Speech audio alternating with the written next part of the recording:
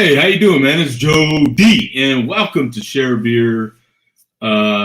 This is Friday Share Beer. I'm sorry, Friday Share Beer for Friday, December 20th, 2017. We haven't done a Friday Share Beer in quite a long time. Let me take these off so you can see my eyeballs there.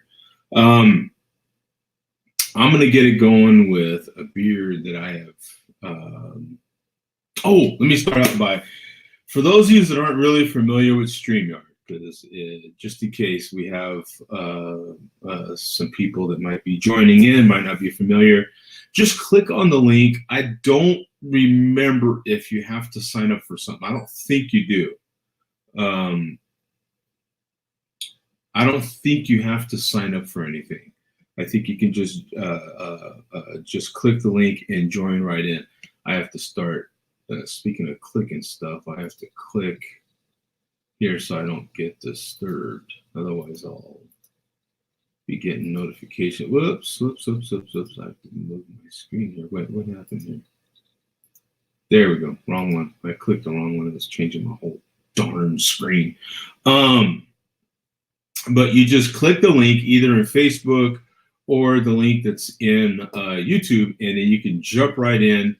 And if you want to be on video, then I'll put you right in. I can only have 5 more people. There can only be 6 of us in here at a time on StreamYard. But if you want to get in live, you're more than welcome. At least most people. Some of you are a-holes, so you ain't get it. No, just kidding. But my name is Joe, and we have hosted a Share a Beer show on YouTube now for 10 years. So, and we've had, over the course of those 10 years, we've had many people, come and go throughout the history of the show. So my intent was, we used to do a Friday show every Friday at this exact time. I switched work schedules. And so we had to cut out the Friday show, but every now and then we get to bring it back. So if you see this show and it's not really working out for you right now, we'll have another show next Friday on the 27th. Okay. So on December 27th at noon Eastern time, we'll have another Friday Share Beer. So if that works out better for you, maybe you're off for a long weekend, that sort of thing, jump in, man. Let's share a beer or a wine or whatever you're drinking, man, or just a water while you're, I don't know, out and about. Who knows? I don't know. You don't necessarily have to have a beer. You don't have to have anything. We had Andrew jumped on here for ages with just water. So there's that. You could just do that. But I'm going to start out right now. I'm going to crack open this Oscar Blues Cano Bliss Tropical IPA. Boom! There it is. Cano Bliss right there. Let me go to the, I'm mixing browsers here right now. I'm really crazy, man. I've got, and then that's another thing too. The only time I use Chrome, I'm on a Mac. And so the only time I use Chrome is for this show, when I'm hosting the show. Otherwise, I use Safari all the time. And I'm pretty much used to using Safari because even when I hosted the show for most of these years, at least, on YouTube, I was always able to use Safari. So let me go to Untapped here. And I'll share the screen with you. And then you can get a better idea of the beer I'm drinking. Check out your 19. Oh, this might be interesting. Let me see here. A few mouse clicks away, and there's the screen for you. So, let me see if I can make the screen bigger somehow.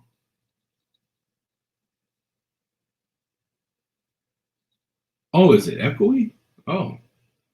Thanks, Zach. Not sure what to do. You know what? There was literally just an update right before I started the show for that software that I use, and I am not sure what to do about that right now. To tell you the truth,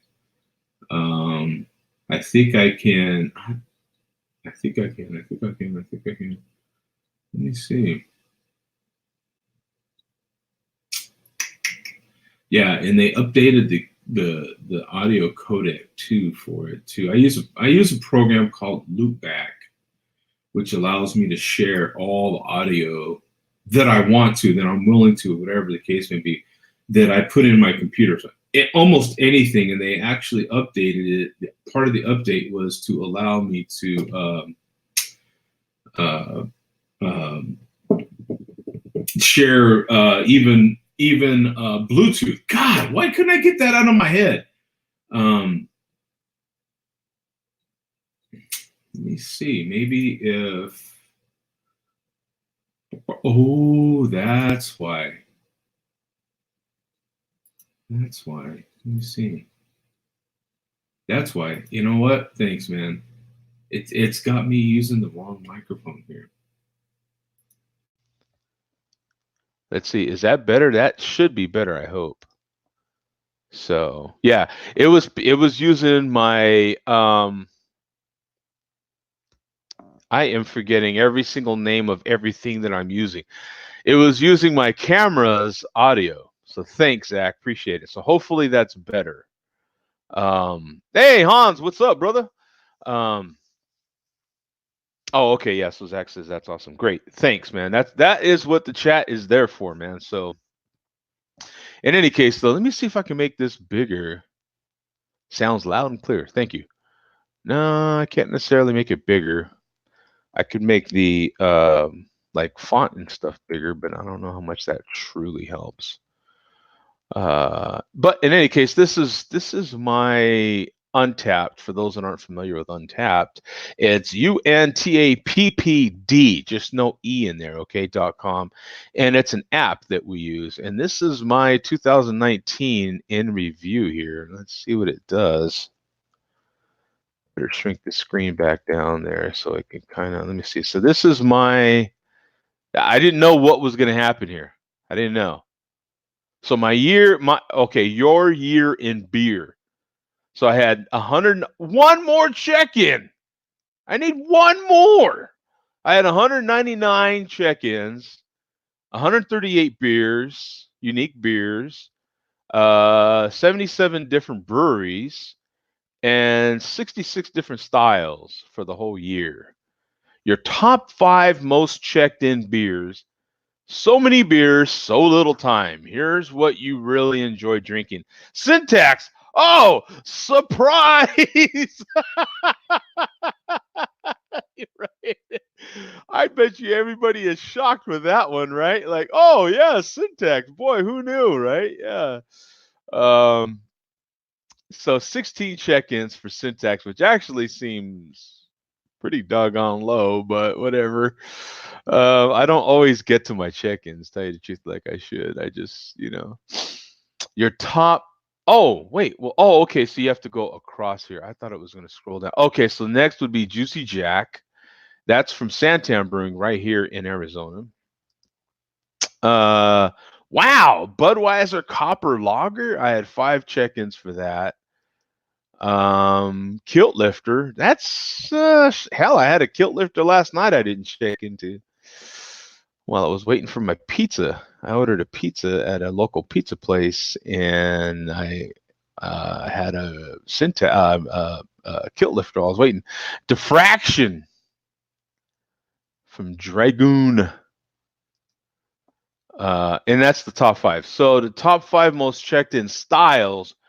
And if anybody else jumps in, we're gonna have to check out theirs. They're Untapped as well. Were you part of the haze craze, or did you stick to more traditional styles? So here we go. My top 5. So I have a stout, American, or an American Imperial, or a double, an IPA, New England IPA. So that's part of the hazy craze. Pale or American. There we go. And the milk stout or sweet stout, and fruit beer. Your top rated styles. So New England IPAs, I gave them a 4.11, and American Imperials or doubles stouts, a 4.01. And milk stouts, I gave a 398. Most checked in breweries, Mother Earth, no surprise, they make Syntax. Santan, these are going to follow along, I would imagine, with Four Peaks. Yeah, it's just going to follow the Hot Butcher for the World. Okay, that's slightly different, which is a phenomenal brewery. Oh, these two make all the sense in the world. One right behind the other. Hot Butcher for the World and Tombstone here in Arizona. Two phenomenal breweries. Where do you like to drink? Well, Arizona, California, Colorado, and it has me in South Carolina, but I think that's probably North Carolina. Um, yeah, this is interesting, man. I didn't know they were doing this. Drinking Buddies, Mark. Yeah, that whole list is Mark. But this is cool. For those that don't know, where did everything else go? Want to see more stats? No, I really don't. I want to just go to my regular Untapped. I guess I just have to go back, huh? Oh, okay, so hopefully they leave that up there until you hit the X. So now let me see. Let me go to, because I just did this yesterday. So sort my friend. Oh, I made a group, and I don't know if it let you know that you're in a group, but I made groups. So where are they? How do I get to my groups? Does anybody else know? Anybody else know how to get to my groups? I'm is It's not lists, right? I would imagine it's right here in your friends, but I don't see it. I made a share beer group, so someone let me know if you were notified or anything like that that I was in that I put you in a share beer group. Let me see if it has it under lists. Wish list. Yeah. No. Oh well. Let's just get to this beer so I can drink it for once. I'm sitting here, my mouth is getting dry as we speak. Let me see. Can O Bliss. There it is. Tropical IPA, hazy. See, this is the citrus, not the. Okay, so here we go.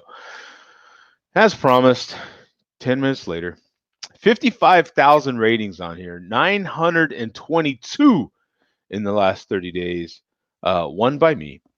7.2% ABV, 68 IBUs, and a 379 bottle cap rating.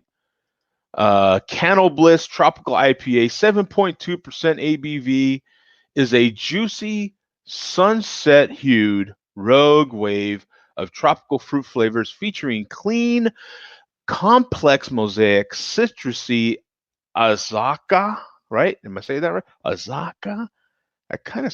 I don't even want to tell. I'm not going to go down there yet. We haven't gone down that road yet, and I'm not going to go there yet, okay? That was my poor pronunciation of that. Fruity Galaxy, aromatic Eldorado, and pungent Idaho. That describes Idaho pretty well. Pungent. We could stop that right there. Pungent Idaho. That kind of. Pungent Idaho 7 hops.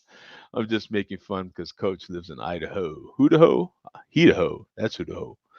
And here's some good looks at the beer in case you can't see mine real good. Look at the puppy. And good look at that's the hazy version though. That's the citrus version.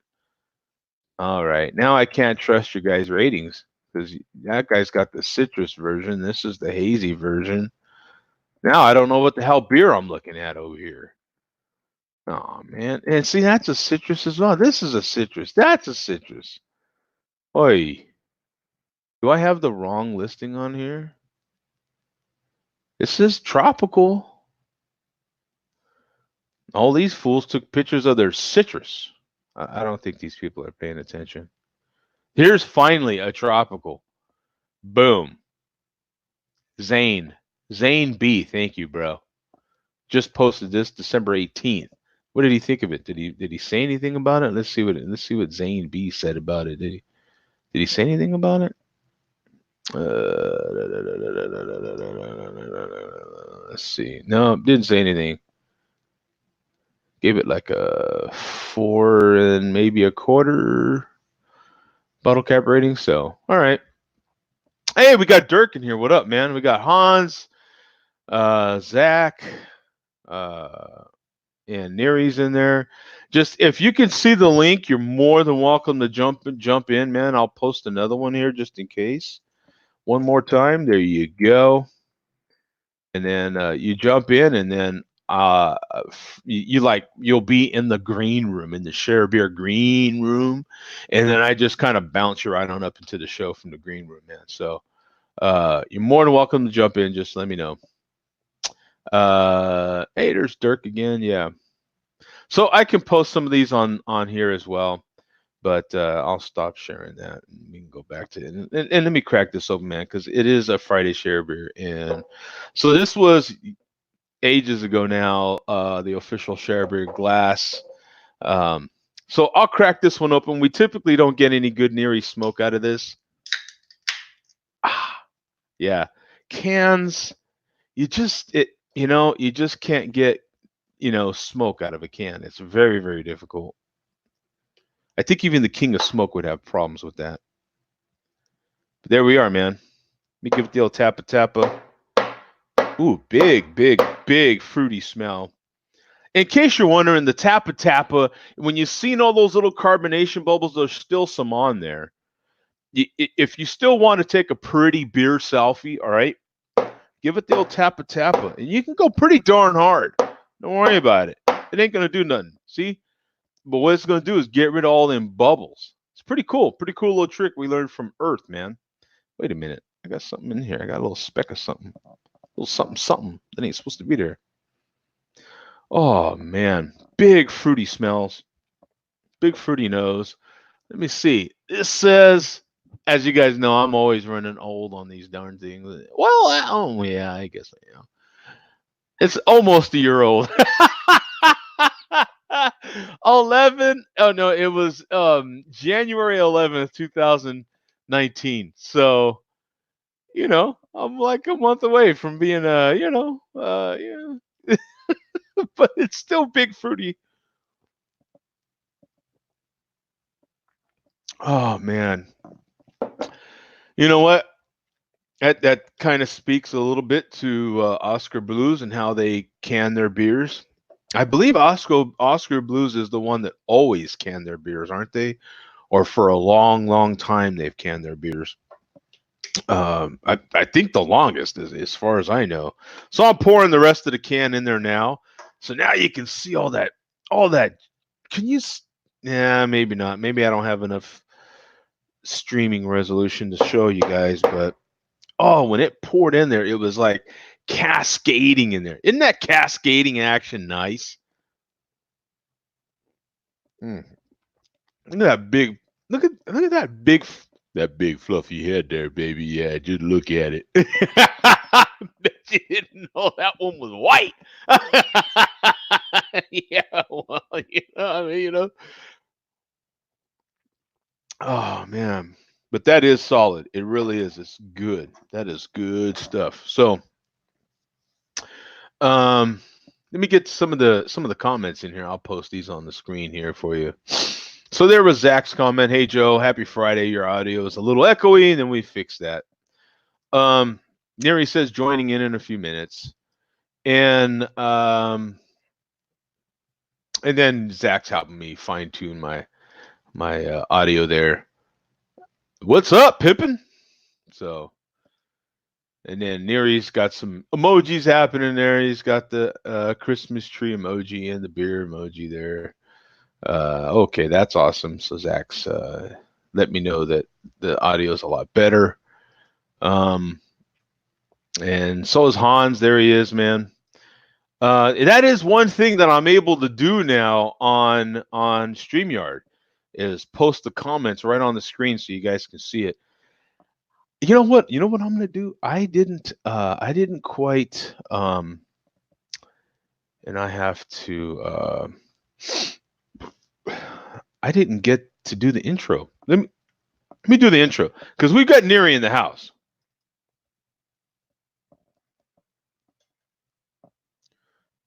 Jeez, I hope you can hear it. Is it playing? No, it's not. Special fuck you shout out to Joe D. And the rest of his crap. Can you hear it? I hope you guys can hear it. Just notice he's fucking talking shit. Not the whole liquor drinkers on YouTube. Fuck you, Joe D. Thank you. You fat piece of shit. MC Marky Mark. I'm the king of smoke. There is none higher. Sucker beer food should call me sire. Burn my kingdom, you must expire. I won't start smoke until I retire. Now I rock the party, come correct. Smoke is on time. Beers connect. Got the right to smoke and will elect. Others can't stand, but I give you respect.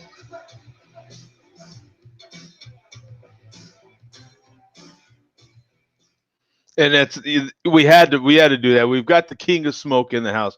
Now, for those that don't know, when Neri was on the Friday Share Beer, he always used to crack open these beers. I don't give a damn what beer it was, and smoke would just like he would have fog in his room. He would have so much smoke coming out of the bottle, which is amazing because these bottles are only so big, and it would fill the whole room up full of smoke. That's why he's the king of smoke. And, you know, that's what he does. He brags like that. If Neri sounds like this right now, I imitate Neri really well. He doesn't sound anything like that, but I've always given him that voice. It's the only way I can do it. Hans says, how's your day? Yeah. How's your day? Hey. H. How's a misprint? Joe. Okay, so there it is. My day is going quite well, my friend. I am off work right now, and normally I'd be working my ass off. So, happen to have Friday off today, and so next Friday as well.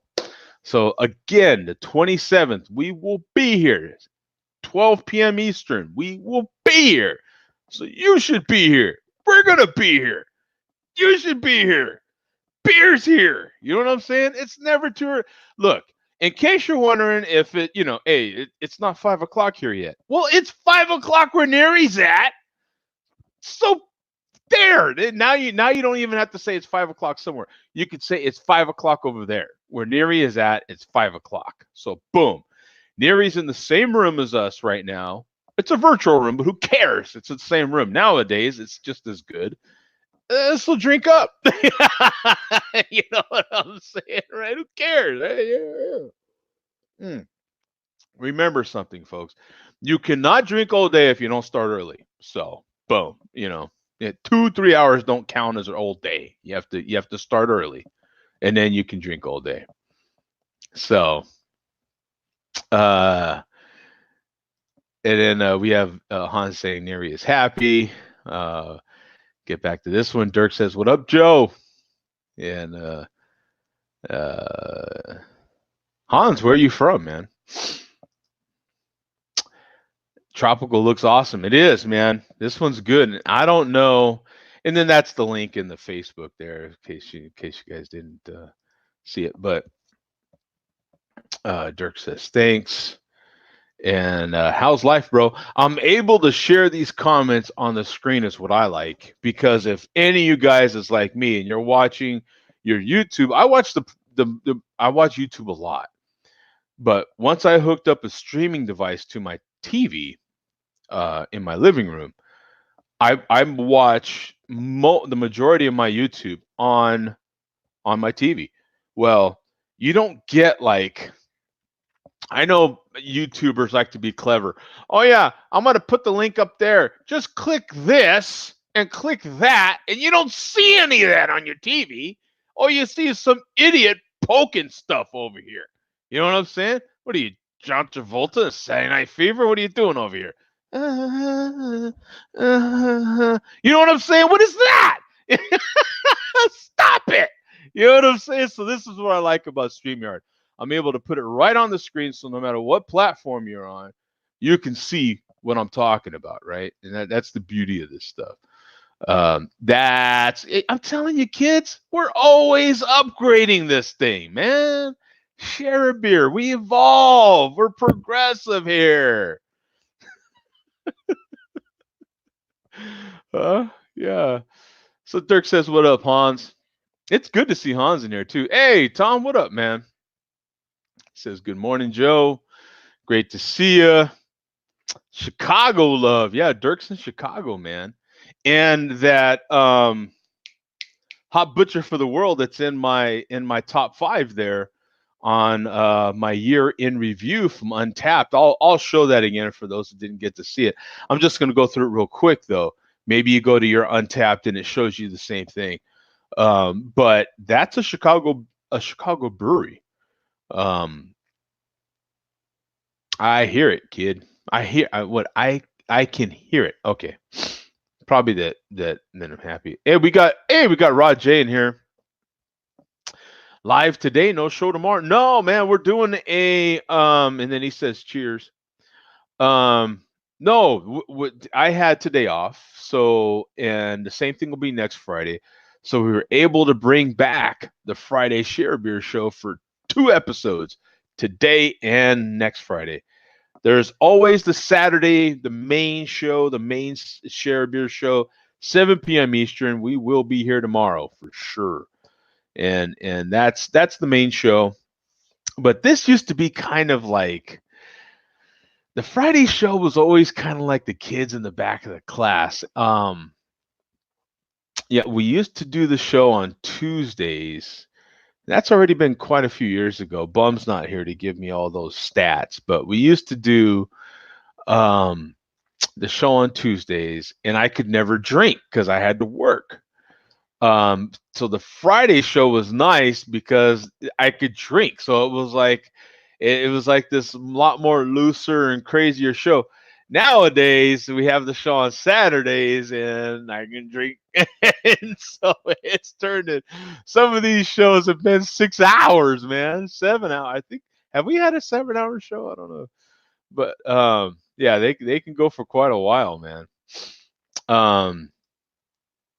We have Hans saying my good friend, and Neri says almost there. He's probably getting his computer.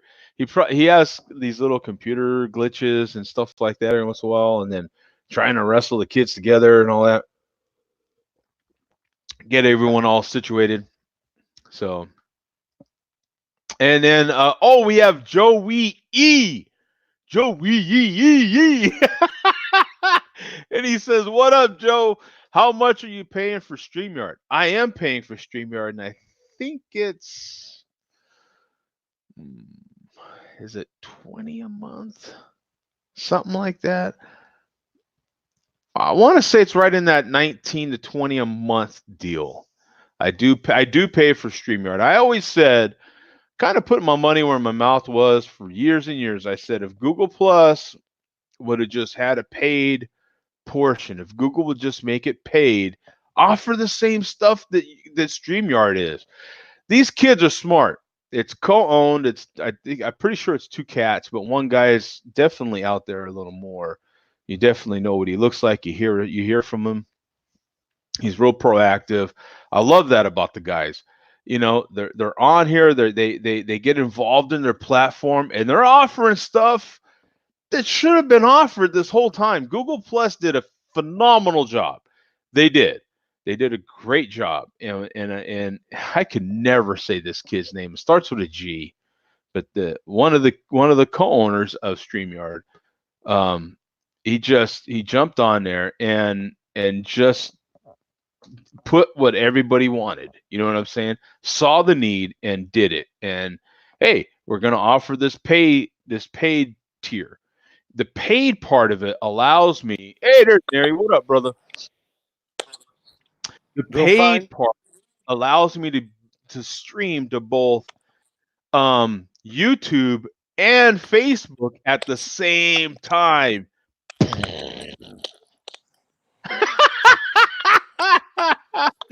What up, Neri? Let me get to one more comment real quick. Heard Belching Beaver is coming to Wisconsin. I hope I can start getting it in Chicago soon. I hope you can too. Belching Beaver is another one of my favorite breweries.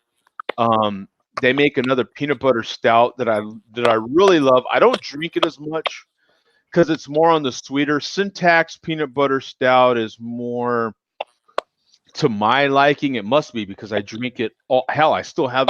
I always have it. I always have it. So that it just speaks to, you know what I'm saying. The sweetness I can get fatigued on, and so I'll stay away from it for a little while. But it's good. It's good. If you're a sweet person you like, then you'll probably want the Belching Beaver version more than the Syntax version. How you doing, Neri? What's up, brother? I'm doing fine, man. Just finished work Ah, yes. and not having Christmas vacation yet, but have to work on Monday and Tuesday. But then it's vacation time, so Ah, yes. So Wednesday and Friday and the rest, or Wednesday, Thursday, Friday off the rest, or what? yeah, close Awesome. between Christmas and New Year's Day. So Awesome. Yeah, I work. I worked yesterday. I was off 9 or 10 days, and then I worked yesterday. So I worked a 14-hour day. I work long hours, but I worked a 14-hour day yesterday, and now I'm off today until the 30th. I'll work one day, then I'll probably work another 14-hour day, and then I'm off again for New Year's Eve and New Year's Day, and probably won't do a. Hey Hans, what up, brother? How you doing? Probably won't do New Year's quite like we have the last couple of years with that kind of marathon show after show thing, but I don't know. We haven't really talked about it either, so maybe people really want that. I don't know. It would take a lot. it was fun. It was fun. Is it fun? Okay. Yeah, it is fun. It is fun. Right now it's fun. Yeah, right now it's fun. Yeah. Right now I'm drunk. Right now he's drunk. All right. So see, it's a little. Yeah.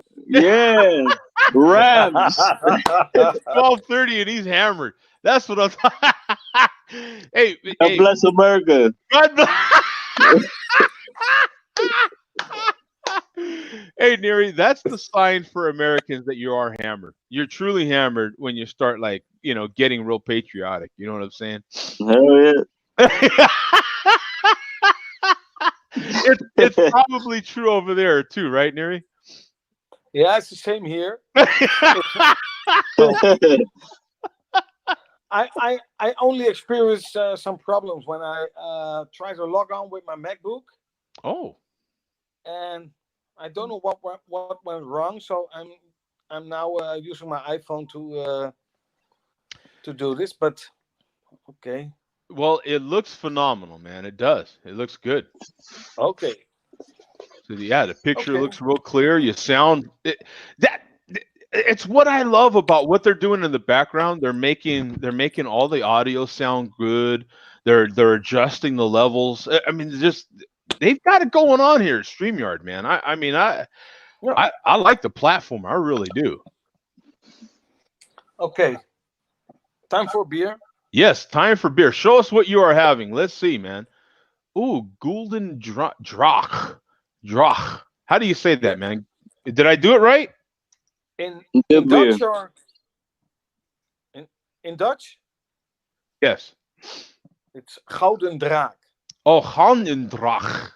Yeah, so Golden Dragon Imperial Stout. It's 12 ABV. It's the classic, right? Or the No, it's not the classic. It's the Imperial Stout. I don't know what the classic is from them, but this is their Imperial Stout, and they only produce it once in a few times, but 12%, blah blah blah. But let me try. I've got you here, man. I've got it right here. See if we have some good old smoke.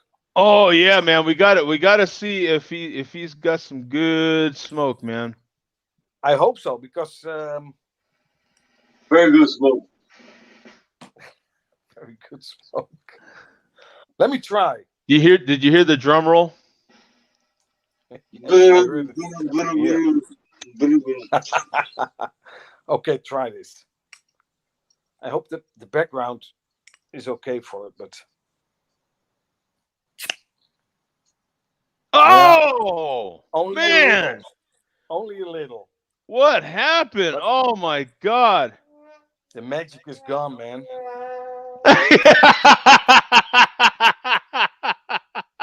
The magic is gone,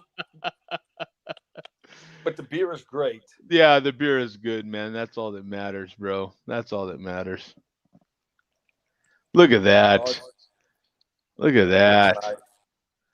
Love that glassware too, man. That is an awesome glass. yeah, it's a That's big glass. That's sexy, baby. Oh yeah. Look at the curves in that bad boy. Sexy time.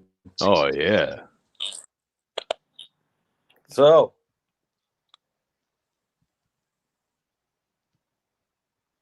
I never had this one. I had a lot of Golden Dragon, but not this one. So, Imperial Stout. Everybody is talking roasted this and roasted that. So, I'm giving it a try. So. Okay. Well, this one, I'll share the screen with you real quick, just so we can see it on Untappd, what it's rated at and everything. So we've got 12,000 total ratings on here, 1,136 in the last 30 days, 12% ABV, 65 IBUs, and a 3.76 bottle cap rating. Okay. Okay. So what are you getting? Smells out of it, nice.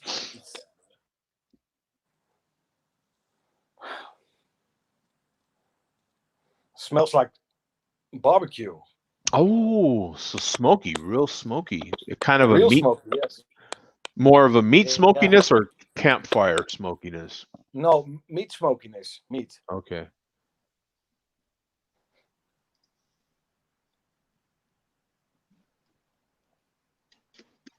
Oh man.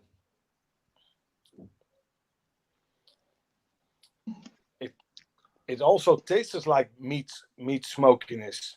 Oh, does it? Okay. It is. So You know the sweet rub on the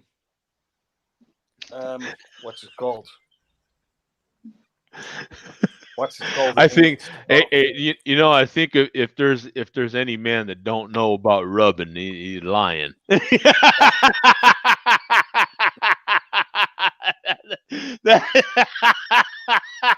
Yeah, I think, yeah. There's a lot of liars out there. I'm just saying. Oh, it is. And near looks fat right now.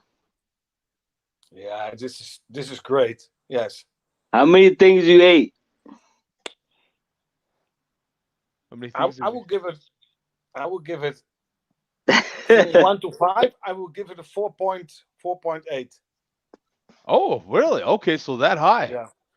So the so the mouthfeel, the body of it is really good. Pretty heavy, I would imagine. Yeah, it's thick. It's very sweet, but it reminds me when you have spare ribs and they are sweet. Mm-hmm. I don't know if our spare ribs in Holland are the same as in the States, but even in the States here, man, you're gonna, depending on where you're at here, you're gonna get a wide variety of tastes. You know what I'm saying? Like it is really, what you get here in Arizona is going to be a lot different than Texas, and a lot different than Tennessee, and a lot different than Kansas City. It can really, really, really vary. But they're all like good. I mean, they're all, you know what I'm saying? It's very thick, and it tastes like a sweet marinade for meat. Mm-hmm. Yeah. Okay, so it's still it's sweet, not overly done, right? It's not super sweet, but it just has a sweetness to it. But with like a bold herby spiciness, maybe a little bit, like a tanginess, like No, no, it's yeah, I don't know how to describe it, but European taste. yeah, no, not spicy at all. Yeah, I think I went the wrong no, way with that. not spicy. No, no, it's really sweet, thick, and it's yeah, it smells like meat, really, and it tastes like sweet meat. I'm gonna have to get my hands on some of that. You said you It, have you had that, Hans, or no? It sounded like something I had before. I had something like some European, like I remember that. Yeah, yeah. Well, if I bring back in, whoops, if I bring back in the screen share, uh, Ben K describes it as hints of roast, lots of sweet dark fruit. Interesting, definitely very Belgian. Doesn't work Yeah, it's as like a well. Belgium. Yeah, exactly. It's like a Belgium. So it Yeah. is Belgium, but I have to be honest. I had a troubadour Oh, magma before this one, mhm. so maybe the taste is a little bit. Oh, okay. Yeah. Yeah. Well, you and Troubadour are like this, man. I mean, you guys are, I mean, that, you guys are married, you know? I know. Hey, we, between us, we know about you and Troubadour, man. You know what I'm saying? You and Troubadour, I Yeah, ain't telling the wife or nothing, but you know what I'm saying? Yeah, I know you guys go.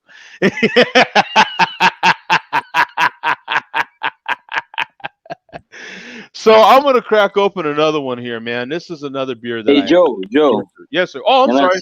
Yeah, what have you had, Hans? can I stop you for a second? Like, Sure. remember that beer?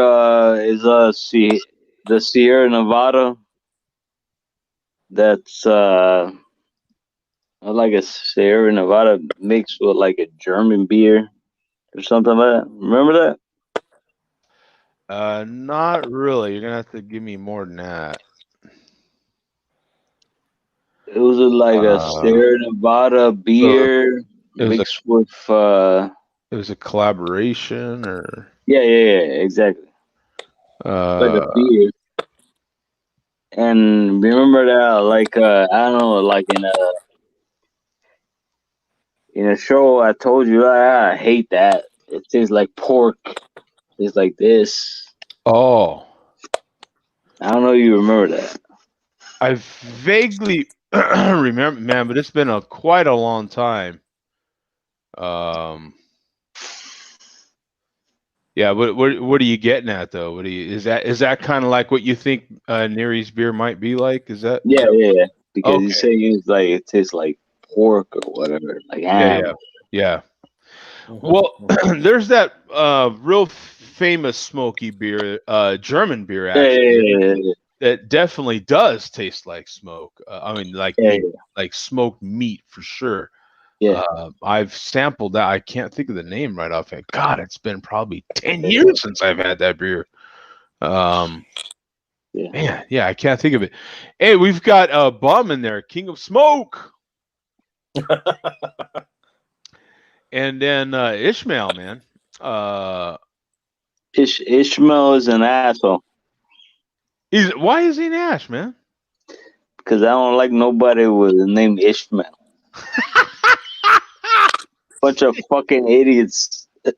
Oh my god, this poor guy. He jumps in here to make a nice comment. But a What is bunch of fucking Israelites. this? Said it might be more Belgian dark fruit, red wine, and chocolate. Is that how does Chocolate, that yes. He's chocolate? lying. He's lying. He's a conspiracy theorist. He's lying. Oh my goodness.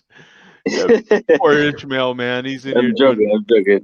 I'm joking. Um, Yeah. but the chocolate part for sure, huh, Neri? What do Yeah, you what do you chocolate as well. Yes. what do you have in there, Hans? I'm having hold up. Give me a sec. One moment. Oh. I'm having a empty glass. An empty glass. Okay. Oh man. That's how it goes. Well, the glass was full at one point. Hold on, give me a sec. Hold on. It was Fill it full at up. one point. We know better than that, right, Neri? We know better than that. That We know. with his current state, that glass was full at one point. Yeah. Yeah. Yeah, because he got started a long time ago, man. He was way ahead of us, right? Yeah. He sure was. Of course. He's a few troubadours in, brother. I'm just saying, right? Yeah, he's a few in, man. Yeah. Hey, I got this. oh yeah, check that out. What is that? Coors or what is that?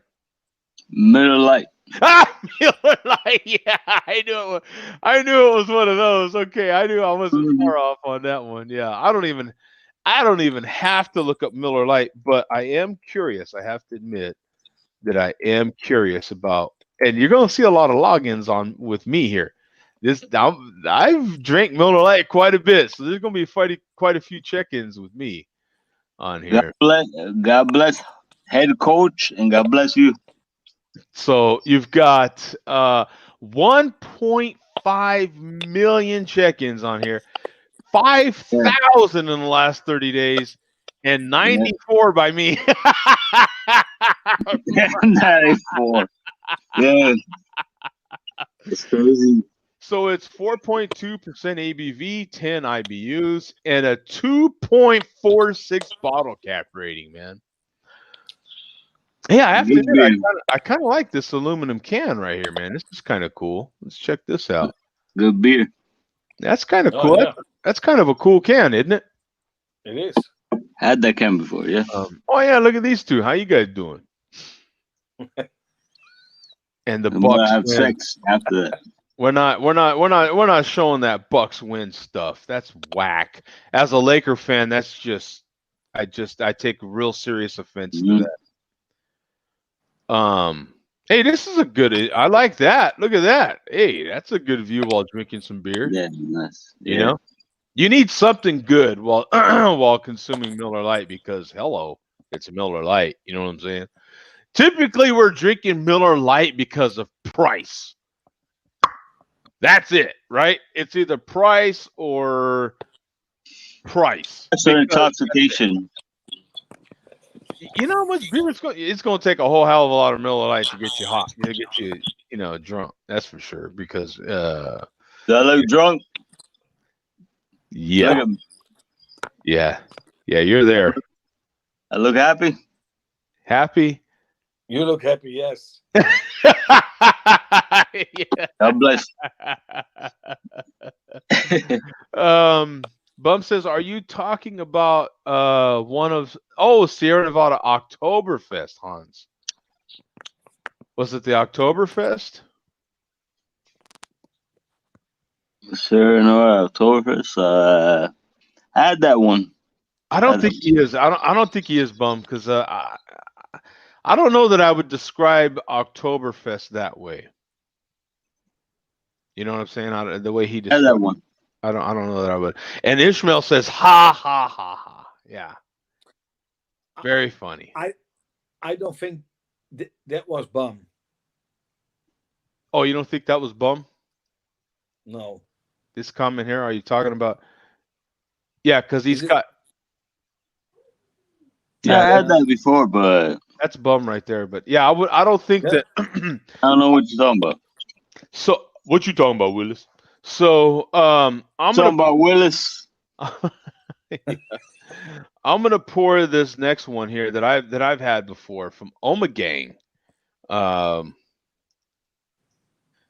Omegang Brewery, and it's the bourbon barrel aged. This one's good. This one is darn sure good. The bourbon, okay, Joe. Yeah, this is smoke. Yeah, we're gonna see if we can get some smoke out of this one. I'm gonna share the screen again on this. You got 4,000 total ratings on here, 44 in the last 30 days, one by me. Bourbon vanilla smoked pot. Oh man, okay. It's their bourbon barrel vanilla smoked porter, 8.9% ABV, 26. 26 IBUs and a 4.1 bottle cap rating. Okay. Let me cut down on this. Let me see. So, Omegang, so sampling our first pilot batches, it was clear that this was a beer that was meant for barrel aging. Thus, when we brewed smoked porter to release in the winter of 2017, we also set some aside in bourbon barrels. Each individual barrel then received additions of several whole Madagascar vanilla beans to impart their rich and creamy flavors into the beer as it aged. Now, 6 months later, it's ready to drink. So here, I'll share some pictures just in case you can't get a good look at it. That's exactly what my bottle looks like. There it is, 2019 version. It's exactly what I have. And that's pretty much what the beer is going to look like. Oh, look at that. Nice. That was December 13th. Nice photo there, Aaron. Nice, yes. So, yeah, I'll get back to sharing now I'm going to crack this bad boy open. So I'm going to go full screen here and get my bottle opener. And here we go, man. I love this bottle cap though. Check out that checkered pattern on there. Isn't that cool? The cap is great. Yeah. It is cool, isn't it? So here we go, man. Let's see if we can outdo Neary with his smoke. Let me get the drum roll going first, though. Can you hear that? Yeah. Here we go, man. Oh! Yeah. Oh, my.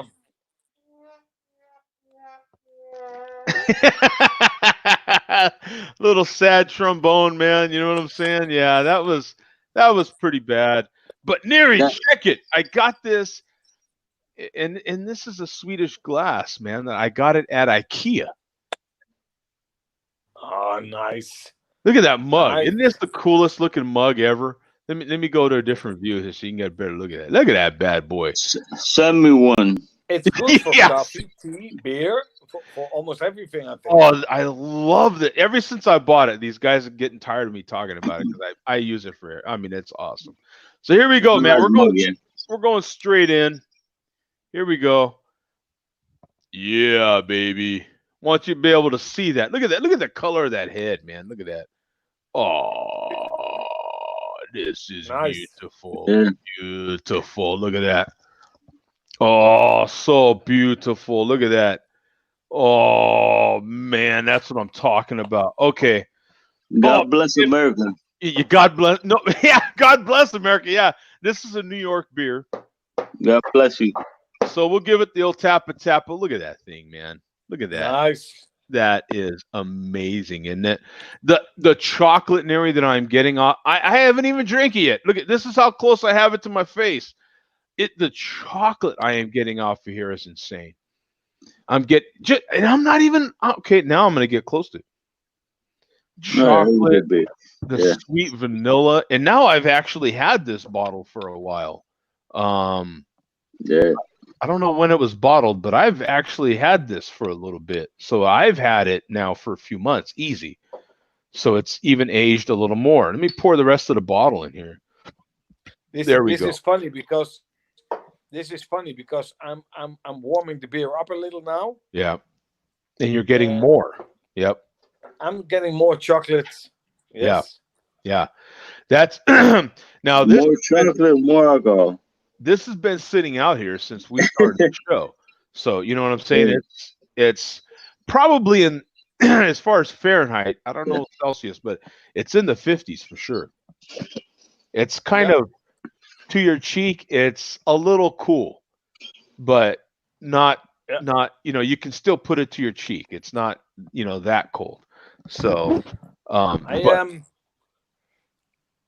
I visited the monks in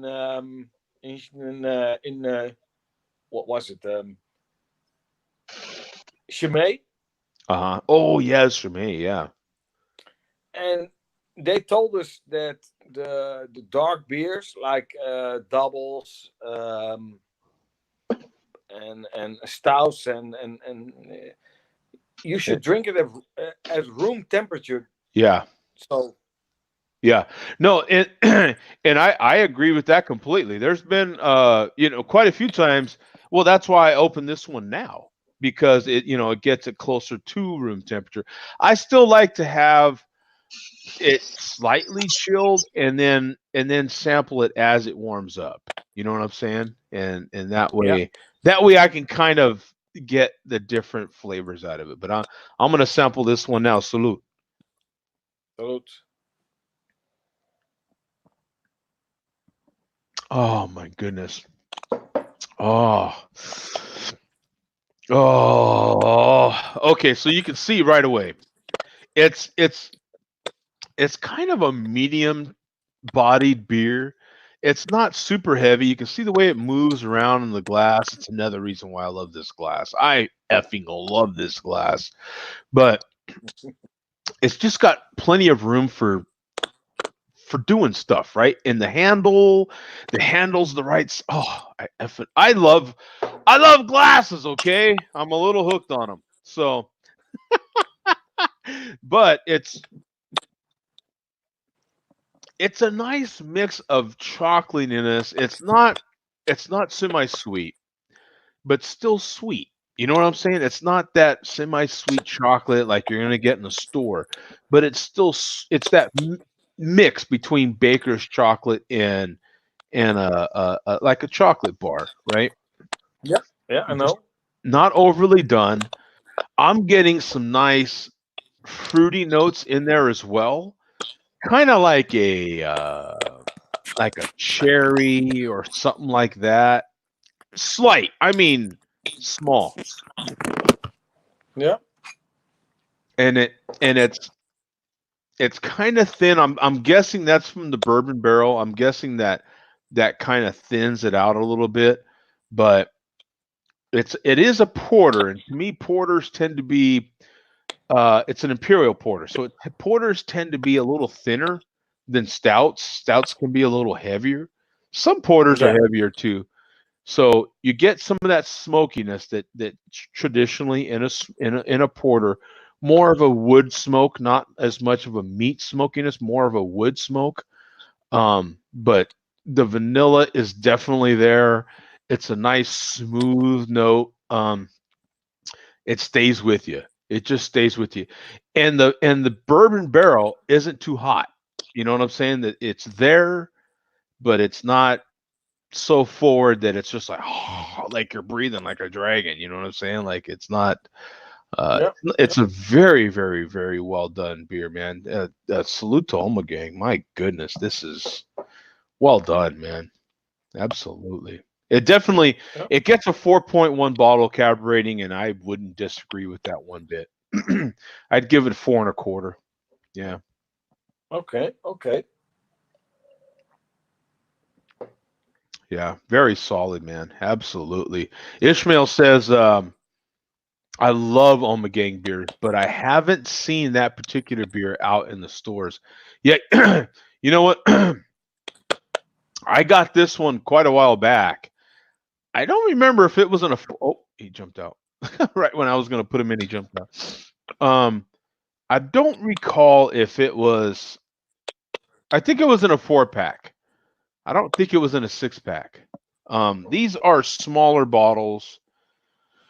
If I had to guess, somewhere in the neighborhood of maybe 500. Oh, 12-ounce bottles. So what's 12 ounce? Okay. I don't know how much is 12 ounces in Oh, it's 330, isn't it? Isn't 12 ounces 330 mil? I'm not sure. I'm not sure. But And then to top that one off, I've got another stout that I can drink, man. Let me get Hans. easy, easy. Yeah, this Easy. one's even bigger yet. The next one's a 10.6 beer. But But hey, near it. you have to build it up, Joe. Slow. Hey, I took Slow your it down, advice man. and I had some of that wine. Recently I had to go see my brother-in-law and my sister, and I bought big bottle. I bought big bottle that Neri told me to buy, and I bought a real big one. And you know what? The thing about wine, and that I'll admit, oh yeah, he keeps popping in and out of here. The thing that I'll admit about wine is even people that don't necessarily, people that claim to not drink will have a glass of wine, sweet wine. Yeah. Maybe not dry wine, but sweet. And Yep. so they tend to at least have a glass of wine, right? And I see that now, right? My eyes are starting to open up a little bit towards the wine world there. There's still pinky out people. I'm going to hold on to that part. But they tend to be, wine tends to do different things to certain people. So I can see where being open to that at least lends to having more of a conversation, or just opening up to other people that normally wouldn't, if they just beer for some reason um it invokes another emotion in you, like does tequila, perhaps. Like you mentioned tequila, right? If I say tequila to you, what do you if I tell you, hey, Neri, let's have a shot of tequila, you're probably going to take a deep breath, right? Like, man. Yeah.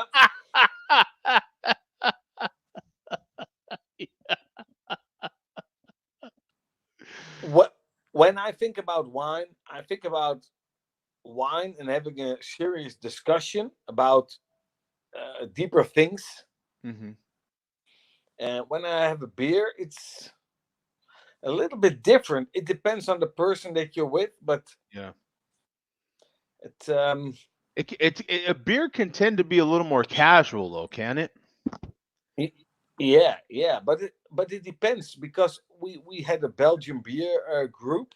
Oh, yeah. No, that's going to be a little more serious. Yeah. Yeah, Yeah. and they were discussing and they were tasting, but it was only about the beer. Hmm. And when you're drinking a wine, it's more about life, and it's a little bit more sophisticated, but it's not my thing to to be honest. The wine or the beer? No, the discussion Oh, the when you're having discussion. Yeah, no, I get you. Yeah, yeah. You're like, yeah, the discussion. I could do with that. No, you know what? I feel you, man. Because as you know, uh, you know, I kind of poo poo the snobbiness on anything, right? yeah, The yeah. snobbiness is there. Belgian for sure. Oh my goodness, right? The snobbiness can just, oh yeah, the pinkies are just full erect with Oh yes. you Oh know come on. Oh yeah. Yeah. and like you said, you start having Belgian beers, and it's going to be all about the beer, and that's it. Versus another beer, any of the beers we're drinking now, you have it, you may express your feelings about it, like, oh my god, this is so good, you know what I'm saying?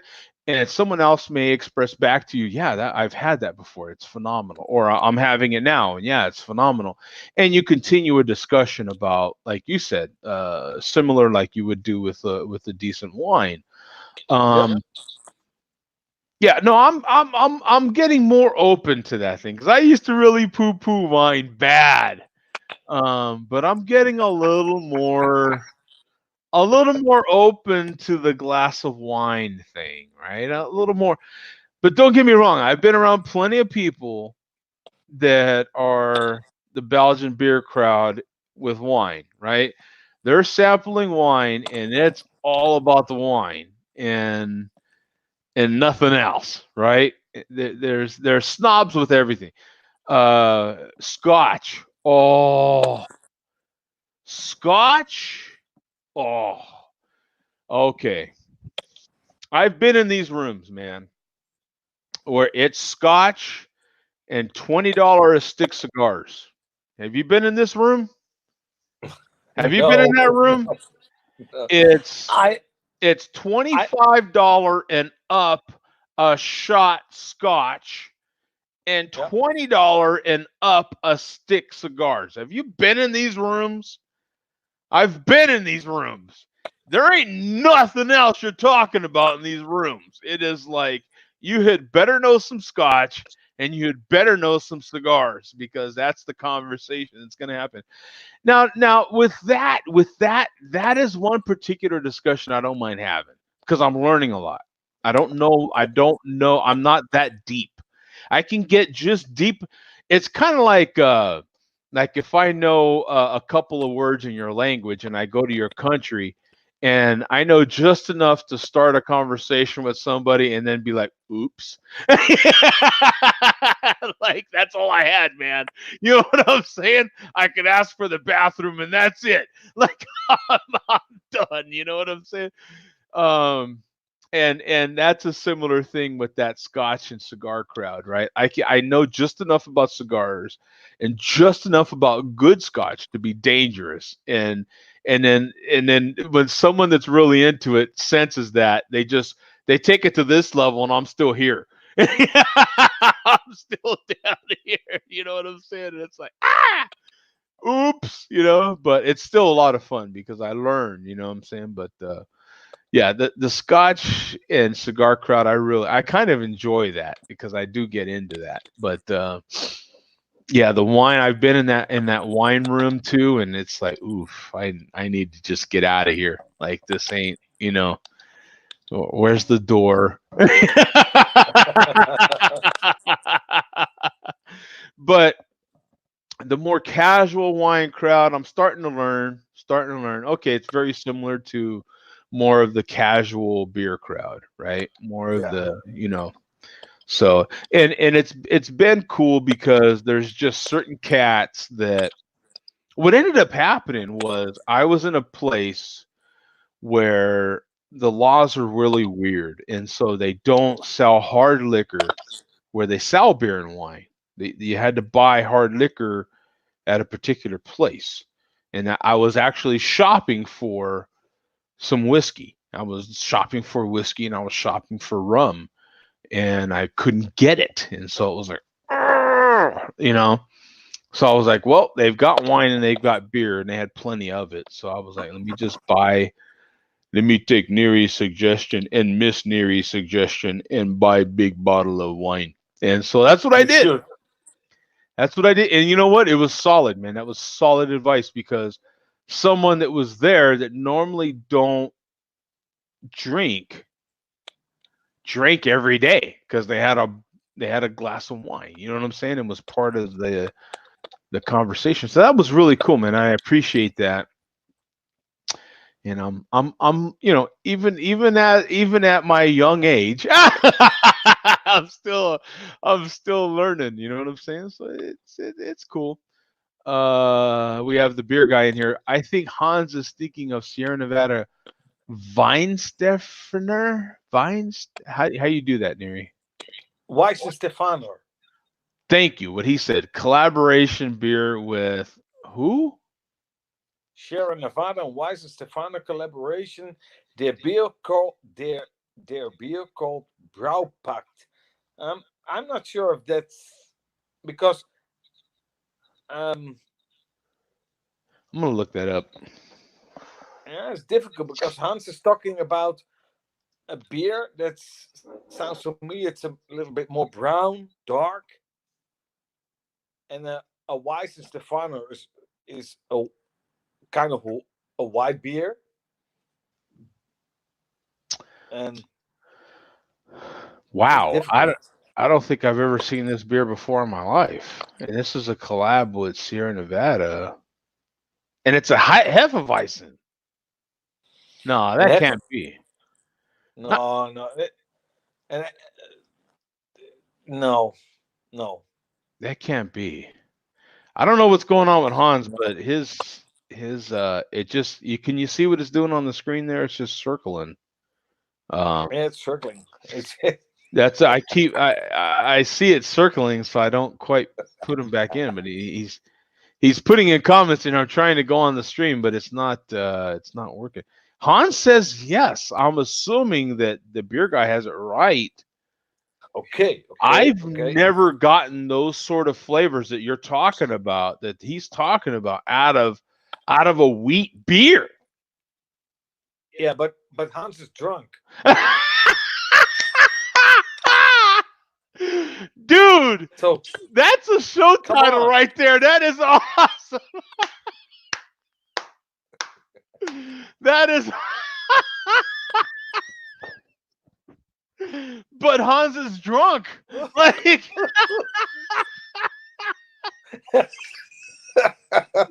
that is great. That was awesome. You know what? it is. Now, instead of me just talking about it, let me share the screen here, because I have not seen this beer before. At least I don't think I have. I can't know. say all these words. To me, that's just like alphabet soup on there. I cannot say all that. How do you say all that? Can you see that, Mary? I see it a little because I'm on my iPhone now. Oh, so that's right. Yeah. So it's super small.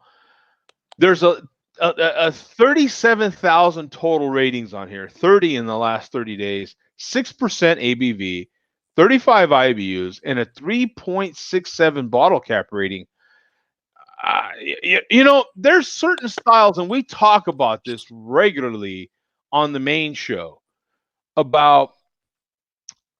Well, you know, Weston Cider, they make some phenomenal beers, and they mostly do wheat beers, right? That's their thing. That's what they're known for, and they're phenomenal. Lots of banana, lots of you know, light fruitiness, and they do these things really well. yeah, but Joe, with beer, it's even more. Personally, I think it's even more difficult than tasting wines Really? because because when you're tasting a wine, um, it's all about I don't know how to say it. There are more flavors in beer than in wine. I think. Okay, all right. Um, I was into wine for a couple of years ago, and we went to France many times. We had some wine tastings in France with all those people, and it was easier to describe a wine than to describe a beer. Okay. You know what? I think I know where you're getting from with that. Well, you know why? Because with wine, you have really one main flavor, right? I mean, it starts with a particular grape, Yeah, and that particular yeah, grape grown a particular way at a particular time.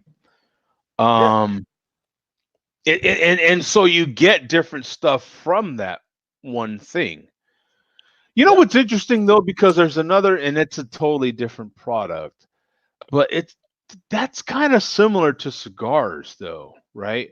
Where your main product is tobacco, but you're yeah, doing different things to that one product that can bring out a bunch of different flavors.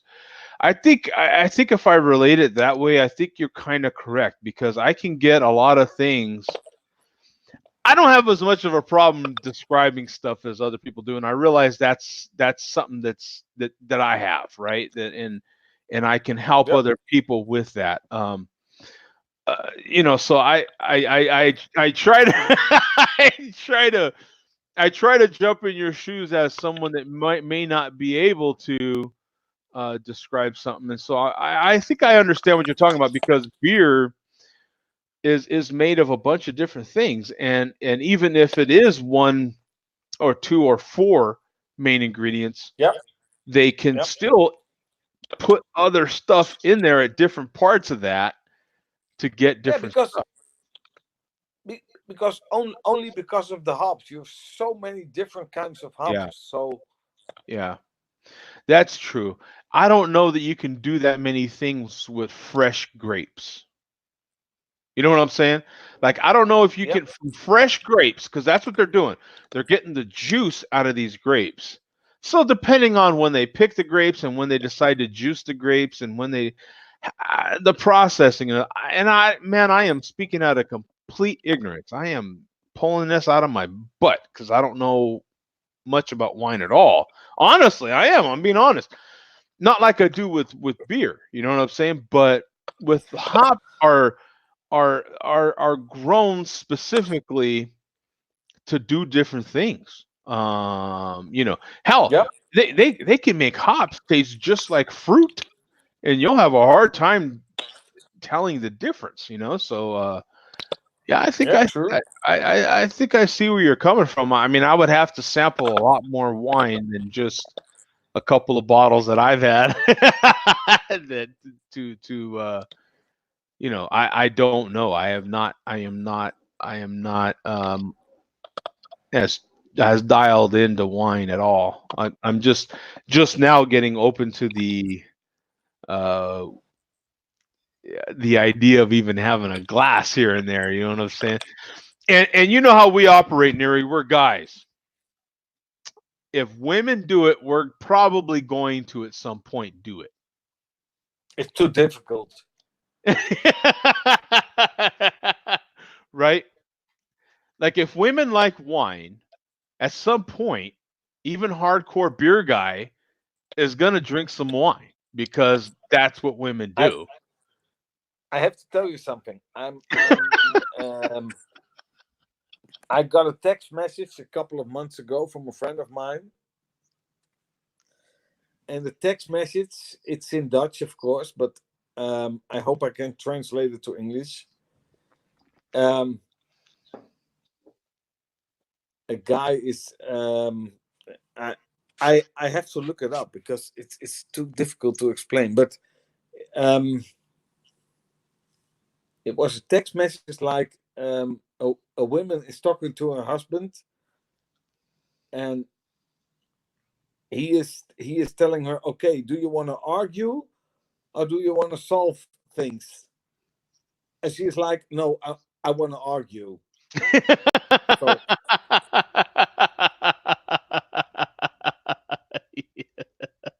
I would much rather argue, right? Yeah. yeah, and oh man, it's but I have to send you this, maybe by Hangouts or something like that, because it's very funny. It's very funny. That is, it sounds funny. Yeah, I think I get the gist of what you're saying. Yeah.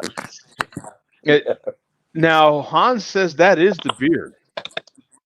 Brouwpact is the beer. Okay. So he says that is Okay. the beer.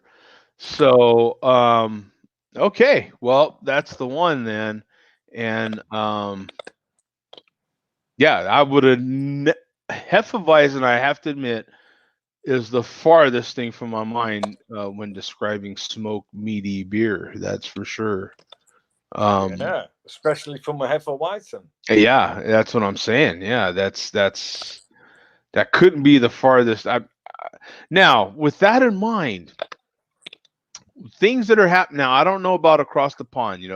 Germany and Holland and so forth. But when I was over there visiting Mark in Georgia, quite a while back now, they took me to a place, and I love stouts, I love porters. There's no big secret to that. They, I ordered a beer over there, and this beer tasted so much like an imperial stout, and yet looked just like a Hefeweizen. It had that same color, that same lightness. That it was it. I remember I just kept looking at it like, this don't make any sense. You know what I'm saying? But they managed to get the same flavors, and you're like, no, no, you know what I'm saying? Like it didn't make any sense. You had to keep looking at it. It was so they are, you know, these guys are these brewers are incredible, man. They're getting different stuff and really, really blurring those boundaries between particular styles, even flavors that you're typically used to getting out of a particular style of beer. Man, they're mixing this stuff now, and it was great too. It wasn't like it was, oh, okay, I see what you did here. All right, you did it, but it's not super great. But okay, you know, you got it done. No, this was phenomenal. It was good, you know. Um, so yeah, flavors that you would get out of a stout, out of a really good imperial milk stout, they were putting in something that looked like a blonde ale, you know. I mean, really incredible. Yeah. How does the beer taste now, Joe? Oh, so smooth. I've got just enough here, and it is very, very light body. You know, you can see how it's just swirling around there, and so it's very, very light. But it's so smooth. I love the way it's a bourbon barrel aged beer. I like bourbon barrel aged beers that aren't too forward. You know, if I want a shot of bourbon, I'll have a shot of bourbon. You know what I'm saying? I just want a hint of something, right? To me, my thing is if it says it on the bottle, I want to taste it. So this bottle says, you know, vanilla smoked porter. I want to get bourbon. That's one of the first things on here is bourbon barrel. I want to get some of that. Yeah. Now, for some people like me, when you see bourbon barrel, now for others, they see bourbon barrel and they just want to get the bourbon and they're good. I think bourbon and I think oak because I kind of know what bourbon is, you know, so I want to get some oakiness too. And then of course it says vanilla and it says smoke. Okay, whatever your interpretation of smoke is, if that's a meat smoky, campfire smoky, or just a plain wood smokiness without the campfire, if you will, you know. But as long as I'm getting a smokiness, okay, I'm good. And the vanilla. So this is getting complex from a lighter bodied beer. Now the bourbon will tend to do that sometimes to certain beers. It'll tend to thin things out a little bit more. Plus it's already a porter. So okay, right? Okay, I can forgive the body as long as it's good. It's solid. I'm getting bourbon. It's not too hot. I'm not going to breathe fire on you. You know, I'm getting a little woodiness in there, which could be oak, maybe or maybe not.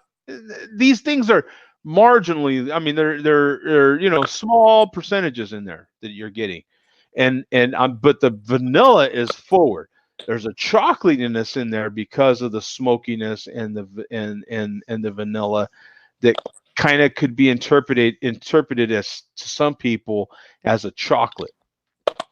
I can definitely get all these things. It's great. You know, it really is. It's a good beer. Yeah. For me personally, when I'm drinking the Rocher 10, for me the Rocher 10 is a perfect example of tasting a beer, because when you're tasting the Rocher 10 too cold, Mm-hmm. you taste different flavors. It's okay. It's very special. It's fine. But when you taste it on like I don't know what it is in Fahrenheit, but in Celsius it's like 15. I don't know. It's almost, I would say, room temperature. Hold on, let me ask Alexa, what's 15 Celsius? 15 degrees Celsius is 59 degrees Fahrenheit. 59. Okay, yeah. Okay, 59. When you taste a Rocher 10 at that temperature, man, it's great.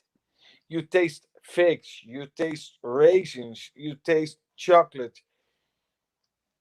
It's you taste so many different things. It's great. It's really great. So Now what? Okay, we've talked about beer for an hour and 25 minutes now. yep, So, we and have. and I know you know Roxford well. Okay, I know you know the is it the 6 and the 7 and the 10? The 68 and the 10. 6, the 8 and the 10. Okay. I know you know those well. Now the 10 Yeah. I haven't had in quite some time. I've had the others, but the 10 I'm fuzzy on. Doesn't matter. Now, when you're doing these things, what are you typically eating? What are you pairing food wise with these different beers or just any beer? What's a typical, you know, and I know these things depend on mood and the day and what you have on hand, but your ideal, your ideal thing to pair with these things. My ideal things to pair. When I'm drinking a Rochefort 10, um, I combine it with a very spicy meat. Um, Oh. yeah, but that's a difficult question because I like the Rochefort 10 always. So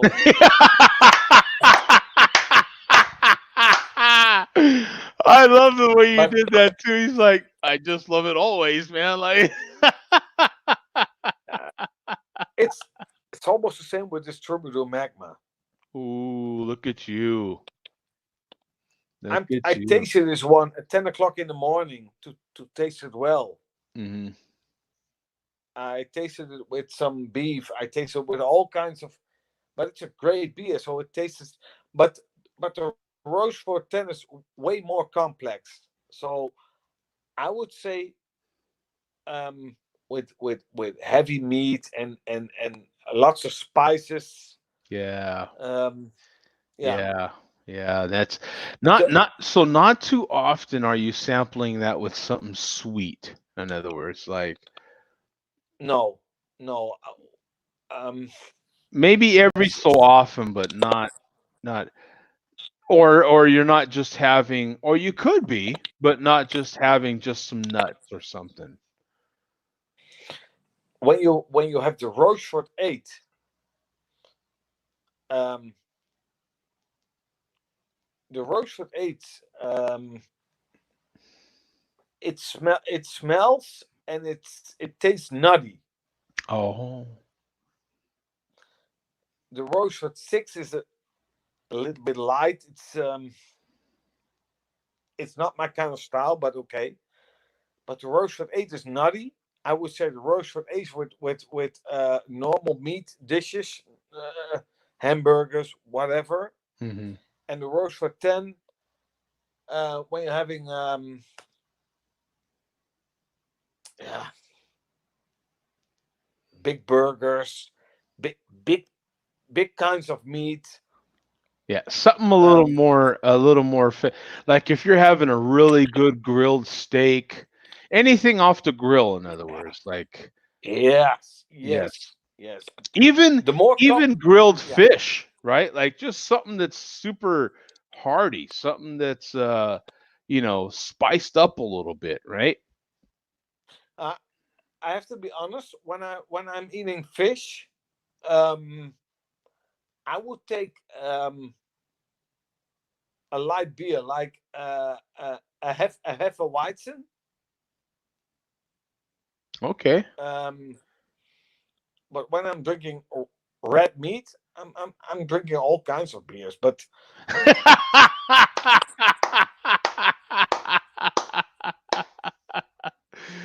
Let me get to some comments here. I've got Ishmael here. Yeah, golden stout looks like clear beer, but they use coffee and other adjuncts to get that imperial stout flavor. That's what we were talking about earlier with the lighter beers that taste like stouts now. And he nailed it. The ones that I have had like these coffee taste and all. Oh, I mean, they're really well done. And then uh, Hans is still trying to jump in on the show. I don't know what's happening on your end, Hans, but something is preventing you from getting on the show. Hans is even too drunk to log on, man. Come on. Yeah, that's still on his end, man. Yeah, nuts and berries. Nuts and berries, yeah. Spicy But it's, medium well meat with chips. And then yeah, but pizza and beer has a good comment here. Rockford 10, not bad. Was that Westford 12 yeah, is the West best, Veteran but 12. too expensive? Like Yeah, 14 here in euros a Holland. bottle, he says. Yeah, but Joe, the West Veteran here in Holland, it is around 10 euros a bottle. When you get it on the when you buy it in Belgium, you get it around 4 or 5 euros. Oh, But when you having the app 12, yes. it's almost the same. And I tasted the app 12 many times. I tasted the West Veteran, and I think the Rochefort 10, the app 12, and the West Veteran, it make only little differences. Yeah, they're all right there. They're all so Yeah. close. Right. I got you. There's Yeah. in that I have to kind of switch styles in order to I didn't know I could do that. That's a shortcut. Oh my god. So if I just highlight one of these, okay, if so behind the scene I didn't know I could do this. I'm using the space bar. I'm using my keyboard right now to show these comments. I didn't know. Anyway, I just found that out right now. I clicked on the thing, damn space bar by accident, and I didn't realize that. Okay. You know what I'm saying? I just found a shortcut I didn't know existed. So You're drunk. no, I'm not drunk yet. I Okay, could be okay. drunk, Okay. but No. we can get there. I've got plenty of spirits over there that can help me get there. I've told people now. People I've had, because I'm kind of into coffee as well, and I actually any minute now my new coffee maker should be getting here by UPS. UPS is delivering my new coffee maker as we speak. I will spend ridiculous amounts of money on coffee. You don't even want to.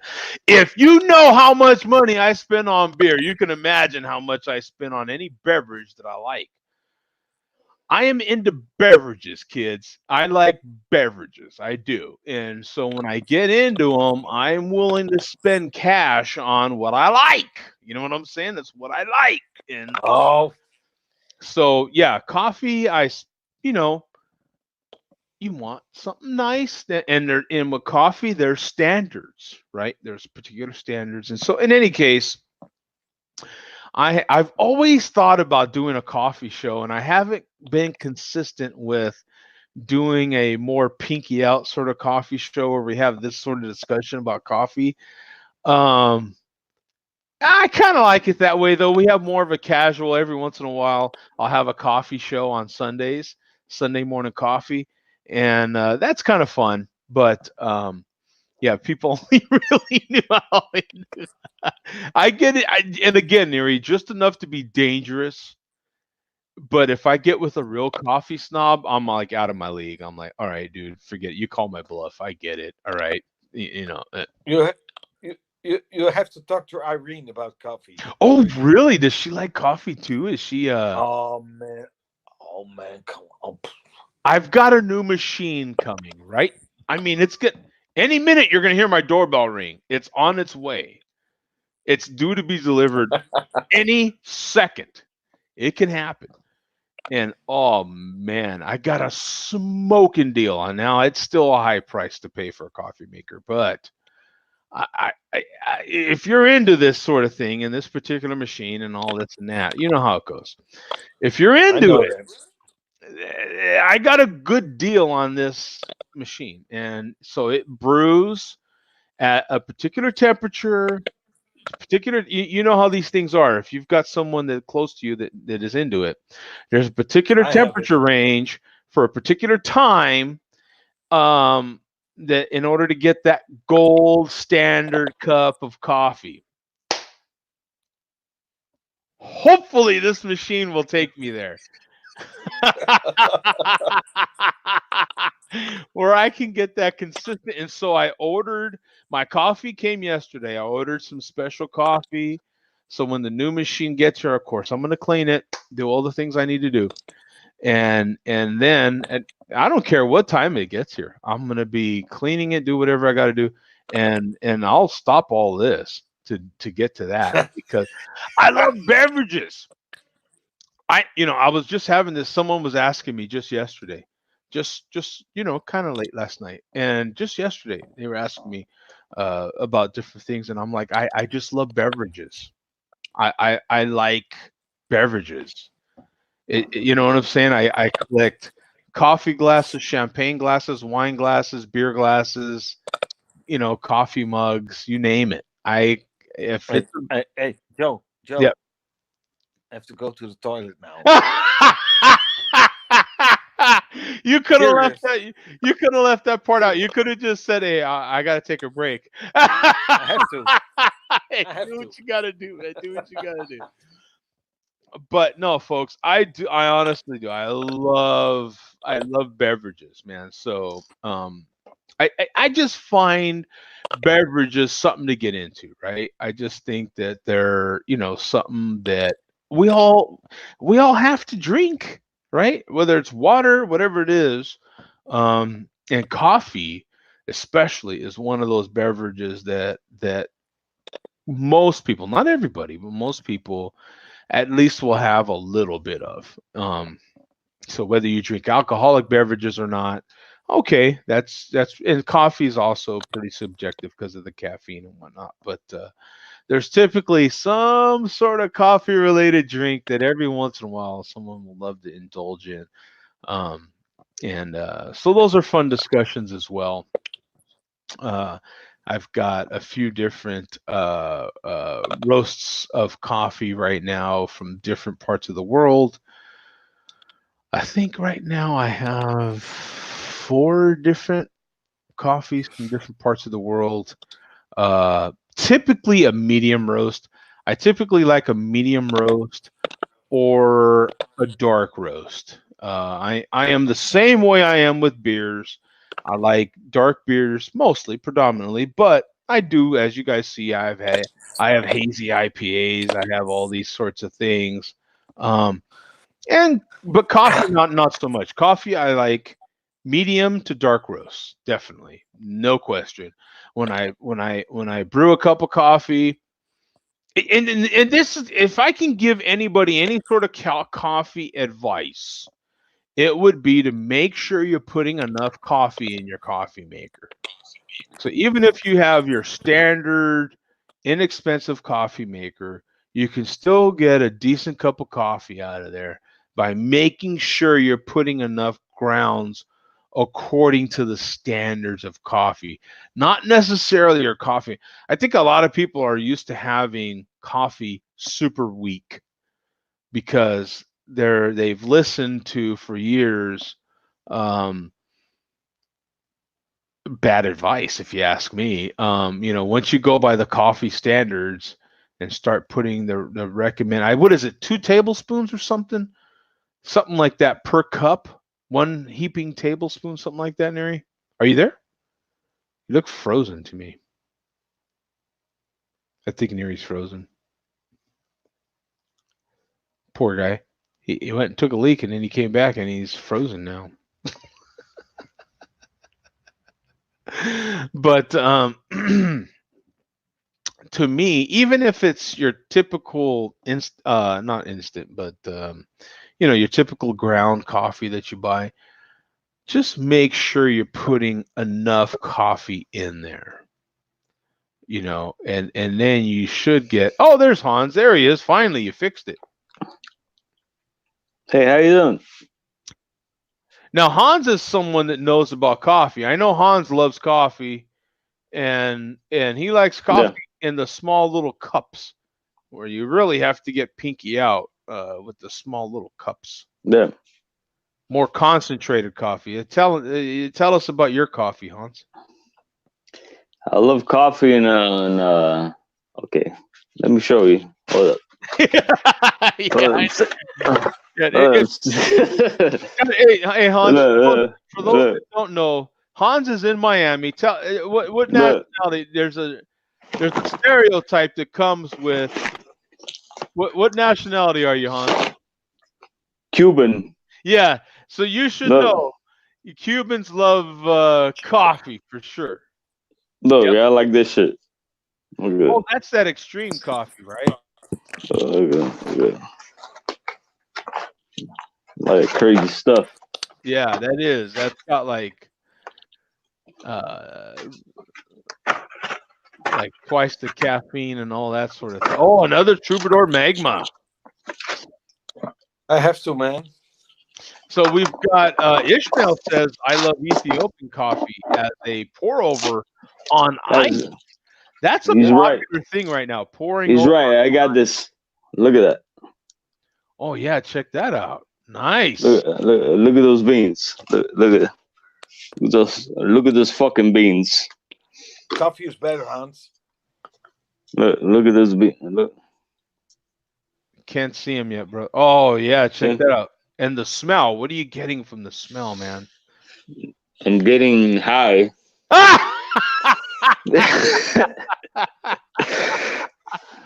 Fuck that shit. What roast is that? Is that a medium roast, a dark roast? That's medium roast, yeah. Probably medium, yeah, because they don't look very good dark. They look, yeah. I find medium to be enjoyable, Yeah. And then if I want to make a stronger cup, out of that medium roast, I can do that, as opposed to a dark roast. Depending on your roaster, dark roast can be very subjective, very, very subjective, and very. Hey, Joe. Yes, sir. I have a question. How many? Just one? One question. Do I look drunk? Drunk? Oh, it's a short question. Okay, we can do short questions. All right. Yes. Very drunk. How? Well, because when you said you were drunk, you didn't dust yourself off like Ice Cube in the movie.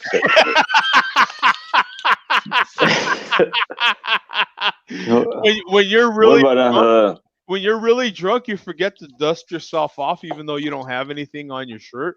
You know what I'm saying? And hold that's the first indication of being hammered. Yeah. Plus, no, but I'm okay. I'm okay though. Now you're okay. You've kind of sobered up a little bit. Okay. Yeah. No, I'm okay. Okay. All right. No problem. Yeah. We got you.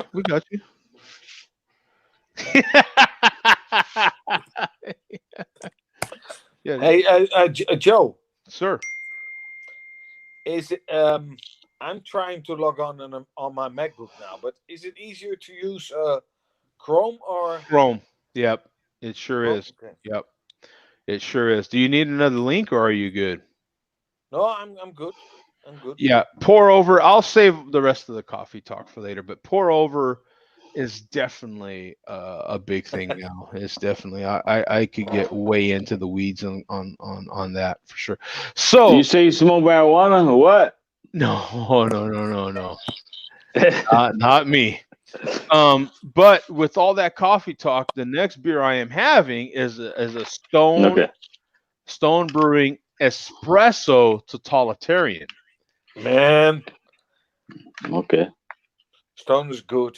this beer is pretty tasty. It really is. Yeah, and it's brewed with real espresso. So let me type this in here so you can get a and total. I've had this already a few times, and We so we're having Stone in Berlin as well now. oh yeah, you do. That's right. Yeah. So what do you think? Have you had this one? No, I not have that one. I had a couple of Stone beers, but Uh they're all great. But it's a little bit expensive, but okay. huh. Yeah. What's it running out there? Out of curiosity, what's it called? When you have the classical Stone, it's a Stone, the green can. Yeah. Uh, Yeah. I got you. The Oh my goodness. It's one of their IPAs, right? Is what you're. yeah, yeah,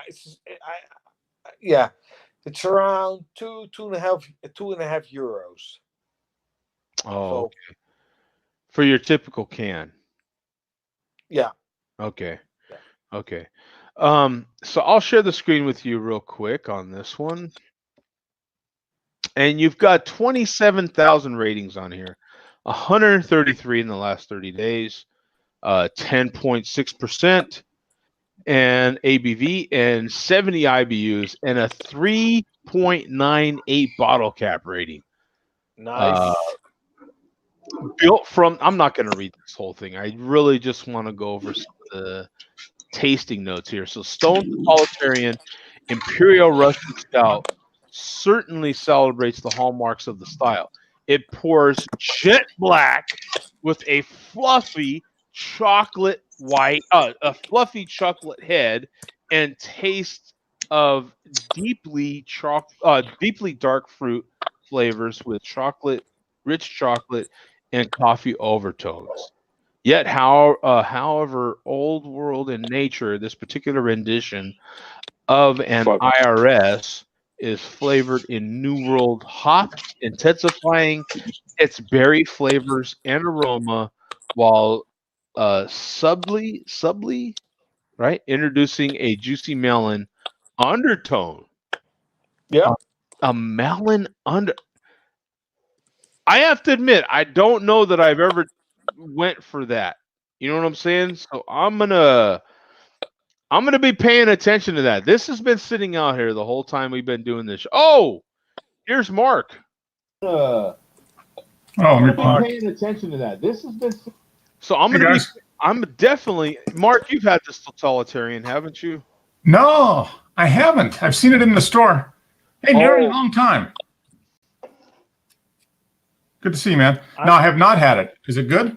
Yeah, I've had it, and it's pretty good. I'm Okay. gonna have to be. Now they said in the end of their description that there's a slight juicy melon undertone. You know how tough melon can be with. Oh, I love juicy melons. I know, but it's going to be tough to get with the rest of what's in there. An espresso. So to be able to get espresso in an imperial stout and still have melon undertones is Yeah, going to be. that's going to be interesting. So I have to admit I haven't paid attention to that part in the past. So let's see, Neri. Neri had some duds, man. He's had some duds on here. The King of Smoke. Really? Uh-oh. He's been punched in the mouth a little bit. He's on. I might have to do a remix. Yeah. I used to be the King of Smoke. So here we go, man. Boom! I even got smoke out of the can. Look at that. Nice. Woo! So it definitely pours dark. So look at that. I might have to take a picture of this one just in case. Oh boy. Oh my God! Look at that. Oh, okay. Oh, that looks good. So you can see the bubbles in there, Neri. So you do the Tappa. We got that from Earth. Yeah, I see the bubbles, but I didn't see any smoke. So now look at it. Tappa. That's what Tappa does, man. Look at that. Neri's not believing you, Joe. Yeah. You In said you were blowing smoke on the smoke. Oh, nice. There Yeah. he is. Mark is back. See, we're catching Mark midday right now, and so he's like, and he just came back from the dentist. Yeah. So I got 2 thumbs up from the dentist, man. Getting 2 thumbs up from the dentist is definitely better than getting 2 thumbs up from my dumb ass. So I'm going to try to log on from my MacBook now. I Okay. have Chrome installed, so okay. And we got Hans in here as well, man. Hey, Hans. Can you see me? Yes, sir. yes. Do I look drunk? No, you are drunk. God bless America. God. Now, Mark, in the very beginning of the show, Hans got on here, said he was drunk, and God blessed America. And I said one of the big clues that he's drunk is you get very patriotic. Mm-hmm. You know, and especially in the South, something about the South, drunk and you just get very patriotic. Yeah. Those things go hand in hand. Yeah. That's the way it works. So what I do, I'm going to celebrate your. Oh, boom! There he is, a Sierra Nevada celebration. Great ale. beer. Yeah, it is. It's fantastic. I'm going to have to go out and buy another 12-pack of it. It's so tasty. Yeah, it's a good beer. Yeah. While you're out there, Mark, if you could find Solitarian, pick it up. I will. I've seen it in the store, so we're going to make a run by the beer store tomorrow, I'm sure. I'd love to hear what you think about That's it. good. It's similar to that celebration as far as that hoppy note that's in a dark imperial beer. So it's an imperial stout? Yes. Okay, Yeah. so it's a mix on their Russian imperial stout, their imperial Russian stout, that they did for years. Okay. Yes. So it's got that. Yeah, it's a good beer. Yeah. That hoppy note. You're definitely getting that coffee espresso. More of that espresso. That espresso is a good description because you're getting a very rich, deep, dark coffee note. What you saying? Like the celebration have espresso? No, it doesn't. But no, it definitely has that hoppiness in a dark beer that some people don't anticipate. But it's more of a spicy note with celebration. Because it's kind of like who would that, like a Yeti? A Yeti kind of has a hoppy. Yeah. Great Divide Yeti. I guess it depends on the variant too, because there's a lot of different Yetis, and so if you get the classic Yeti, probably. Yeah, classic Yeti, or the Sierra Nevada, the Narwhal Stout. The Narwhal, yeah, that has a spice. That's like a spicy That's like a stout. That's like a celebration stout. I mean, it's good. Yeah, I had the celebration stout like 3 months ago, and it was good. It was very spicy, hoppy, mostly hoppy, bitter, stuff like that. Yeah, this one, the Totalitarian isn't for everybody. I'll just tell you right now. There's a lot of very big, bold things happening in it. So you've got a hop note that some might not like, and you've got a big espresso. I don't know how you're supposed to get Malin, which is such you say there's like espresso in the celebration. What's that? You say there's like espresso in the celebration or something? No, celebration. No. Okay. I'm talking. This is Stone espresso to. Okay. So I don't see how. I don't get Malin. I don't know. Maybe I'm Cuban. I'm going crazy. Right. I don't know how you're going to get. I don't know how you can get such a subtle flavor like Malin in a stout. Yeah. You know what I'm saying, Mark? I don't know. I would think melon would be, if you were going to get melon, it would be when it was cold, because when the beer warms up, then you start getting the malts and stuff come through. I don't know. That's a good point. You know what? And see, Neri, that's why we were talking about earlier, sampling a beer through its temperature range. You know, is that beer cold or is that warmed up? As long as we've been doing the show here, I've had this beer out, and I just out for almost 2 hours. Yeah. So it's definitely try another one cold, and maybe you get the melon at the beginning. You're right. Wow. Thanks, Mark. Yeah, no problem. Anytime I can be helped. At least you can point to this moment today, and you're like, I helped somebody. That's right, man. I helped somebody. You know. Yeah, I'm drunk right now. I'm an alcoholic. Hans helped himself. Yeah, he helped himself, and that's not to mention what in the hell was ever in that cigarette wrapper that he was in. Yeah. Right there. There's a bunch of marijuana. I'll tell you love one thing, marijuana. That's not gonna help you get undrunk. That's gonna only make that's make definitely it better or worse, depending how you look at it. No, it's gonna get me. It's gonna make it good. We might have encouraged him because in the beginning I was telling everybody when I started the show. Yeah. For Neri, it's past 5 o'clock, and so since we're in the same room, you can do whatever you want because we have Neri in the room, and it's past 5 where he's at. And so, boom, that gives you permission to do whatever you need to do. And there's a supporter of my assholeness. yeah. That's what he does. European guy, So tell him what you're having now, Neri. Oh, can't hear you. Oh yeah. Okay. It looks like one of those ones you put under his floorboards. Is that what it is? A lava? It's the Troubadour. Troubadour. Yeah. The magma, I think, right? Yep. That's one you've had. That's one you've had for like 2 years, Neri. You still going out pulling stuff out of your storage space? He's still having those and the Rockford. He's up to the 10s now. He's past the 6s and the 8s. Wow. Still can't hear him for some reason. Nice.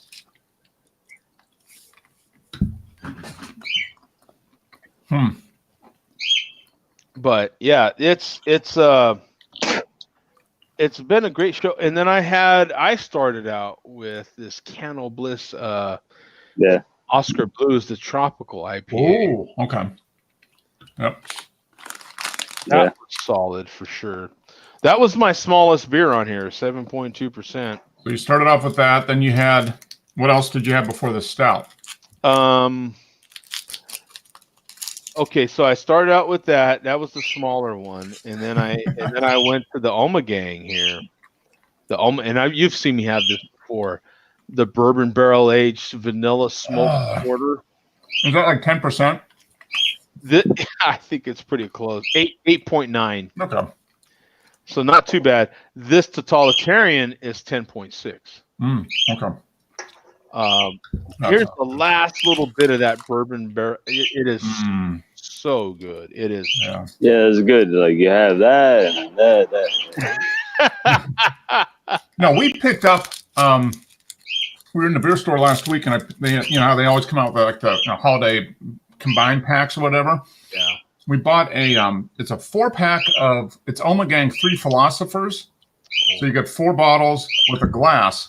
So you get the regular 3 Philosophers, and then you get like a barrel aged, the cherry one. So 3 that we never see in the stores here locally. All that we normally see is the regular 3 Philosophers, but it was a 4 different versions of 3 Philosophers with a glass. So we're gonna have to open that up. But it was like $20 for 4 bottles and a glass. Now, do we have Neri's audio back now? Is Neri fully back now or no? No. Yeah, no. Yeah, because I asked Neri earlier what food he pairs with some of the Rockfords and Troubadours, and he gave us some insight on that. Now that Mark's here, I am allowed to go into the music portion. And so I was going to ask Neri what music he pairs with his beverages of choice. Smart. And, not necessarily style, but more of, does he listen to music while, of course, I think most people do. You'll put on your favorite style for that mood, and I just kind of, me and Mark get a little curious on what people listen to on what kind of equipment and that sort of thing. And so that would have been interesting to hear, but yeah, we don't have any audio. You switch to Chrome? Yeah, switched to his MacBook and switched to Chrome on the MacBook. But yeah, we can't hear. I'm using Firefox, which works fine for everything except sharing screens. Firefox doesn't work for sharing screens on StreamYard. You need So as long as you're not hosting, it's all good. Yeah, really.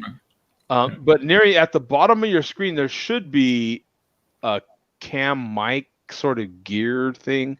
Maybe you might have to click on that and then change the settings. Change your settings. Yep, it does give you. Yeah, if I open mine up, and it just depends if you've got two different mics or whatever. Right. You can choose. Right. So hopefully that'll help fix them up there, because I would really be. I know me and I haven't seen Neri in like a year, so I mean, he's a good-looking guy, but I mean, his voice is even better. Exactly right. Yeah. There he is. Nice.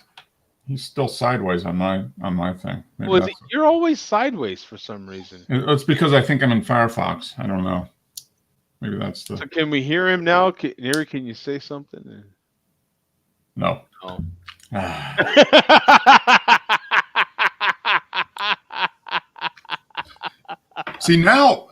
wonder if Mrs. Neri's like, oh, this is great. I can't hear him. Yeah. Right. All she has to do is make sure that he's always on StreamYard, and she'll never have to hear him. Sorry, you got to be on StreamYard. Yeah. and that's all she has to do, and then she can be like, I don't hear a damn thing you're saying, and it's great. Yeah. Well, I've got so much better. Oh, we got Havana in here. Shout out to the chairman and Jay Vega. Wow. Oh, I'm going to do a slight spoiler for tomorrow. Oh, I'm thinking of doing a new Christmas-related thing. Well, that would be the last Christmas. Taking one of the traditional holiday classics and gearing it more towards the MLDC. That's all I'm going to say. Oh. So we'll see. We'll see if I get motivated and I have some time here today or not. We'll see. Well, that's a decent teaser right there. Okay. Yeah. Let's see, Neri, are you back all the way now, or what's going on? No. Yeah. I don't know what happened. I think Mark is the bad luck charm for Neri's audio. All of a sudden. Well, let me try this. I'm going to close this out, and I'm going to open it up in Chrome and see what happens. I don't seriously think you have anything to do with it. I don't know. I am in the South, like Hans, so things are a little different down here. That is true. The humidity and all that. Yeah, who knows? Yeah, who knows? Yeah. Who knows? Yeah, all kinds of funkiness can happen there. While you're doing that, I'm gonna change the background. Maybe I'll just change it to plain black or pizza. Yeah. Or Oreos. I could change it to Oreos. Change the pizza. I love pizza. Yeah, pizza. We could change it to pizza. There we go. Thank you. I don't know what Neri hasn't had any problems the whole show. That's funny. Yeah. Hans is the one that had all the problems. Yeah. And now I think you just Hans, I think you gave Neri your cold. Yeah. Whatever cold Hans had, virtual cold that Hans had. Yeah, you're delayed a little bit. Well, at least we can hear you. Yeah. Man, what the heck? Oh, there you go. Okay, now it's all good. It's good now. Yeah. Yeah. So what? While you're drinking said beers or whatever, what kind of equipment are you listening to music on? Yeah, I heard the question, but I couldn't answer it because. Okay. It depends on the situation. When I'm alone, I like to listen to some easy listening, a little bit lounge, for example. Okay, yeah. When I'm with my friends, I like to listen to Busta Rhymes, rock music. it could be anything. So, but I personally prefer a lounge, easy listening. So Okay. yeah. No, that whatever style you listen to is fine, and I know for myself, depending on what mood, I'll listen to different styles. But what kind of setup do you have is what I'm getting at. Like, what kind of equipment? Like, do you have Sonos speakers and some sort? Well, like, what's your setup? In other words, do you listen through your Amazon devices, or what's your setup? How do you listen? We have the Sonos system. Oh, okay, okay. Nice. It's great, but normally I listen. It can also be the Google Home. Okay, you listen to that as well. Okay, yeah, that's fine. But mostly with the Sonos system. So. Okay, do you have the Sonos One or? I have the 5. Oh, the 5. Okay. 2 of the 5, the old ones. Okay.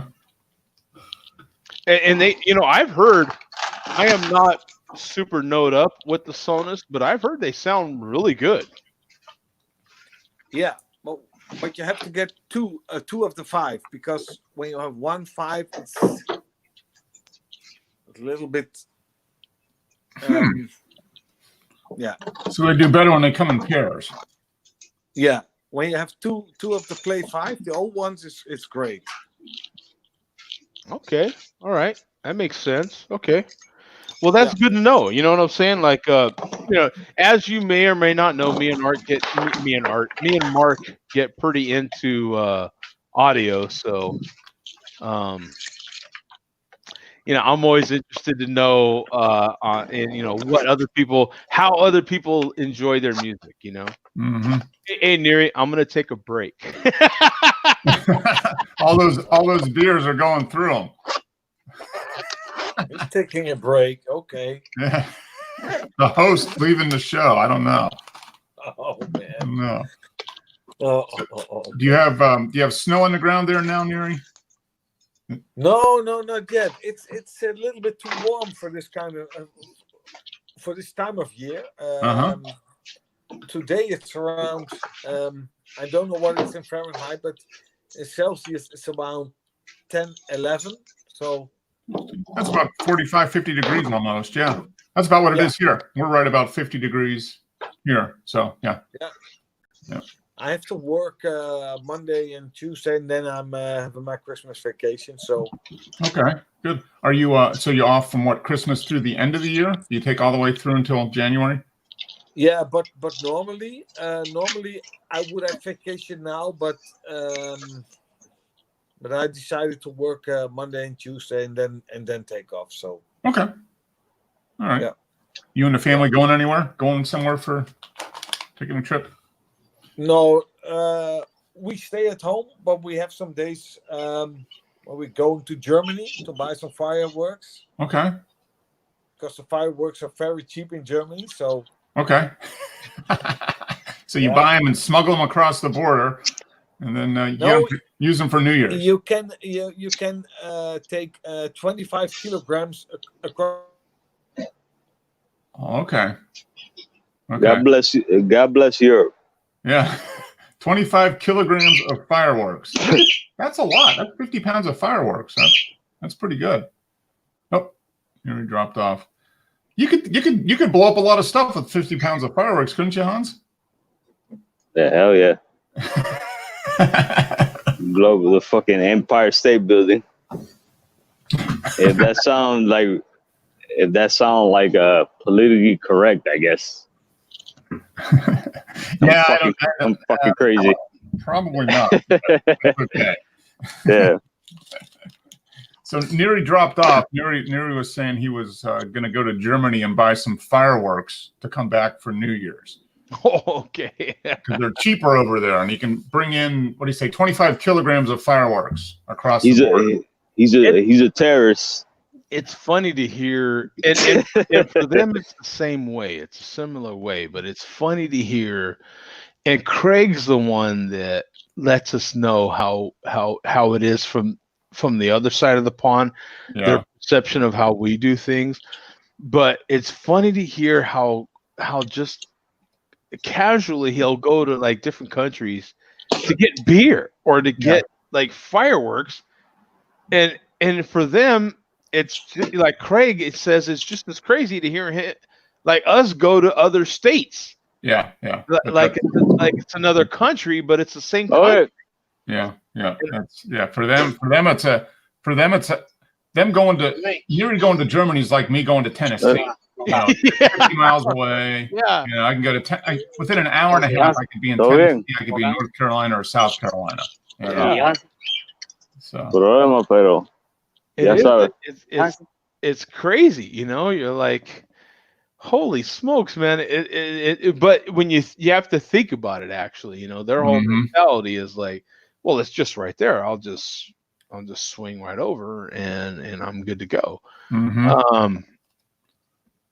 It is a trip, I have to admit. It's and from Craig's perspective, it's the same thing. Like, man, these guys, you got Joe goes to California and goes to here and there, and so I kind of get it. You know what I'm saying? Sorry. Especially when it's the same country, Yeah. It's we're all in the same country. And yet, sorry, man. Yeah, no problem. And so it's, but it's very different depending on state and to even take it farther, depending on counties, which has got to be even more confusing if you don't live in America. Yeah. Well, I know they have counties in the UK, and then they have like regions. I don't know. I mean, I don't know how big Germany is compared to what state is it about the same size as? I mean, it's small comparatively. Yeah, I don't know. Let's find out. Germany has different states for sure. Yeah. I love Germany. I was in Bavaria because my name is Hansel. Yeah, I got German. I got German name. If they didn't love Germany, they'd probably come over and get you. Yeah. Thank God. Yeah. So then. Thank God. Yeah. Boy, Neri all of a sudden started having major problems. All right, so I'm figuring out. Okay, so here I'm comparing Germany to Arizona as far as land area. Okay. So here it is. Arizona is Arizona's the 5th largest state or the 6th largest? I don't know. It's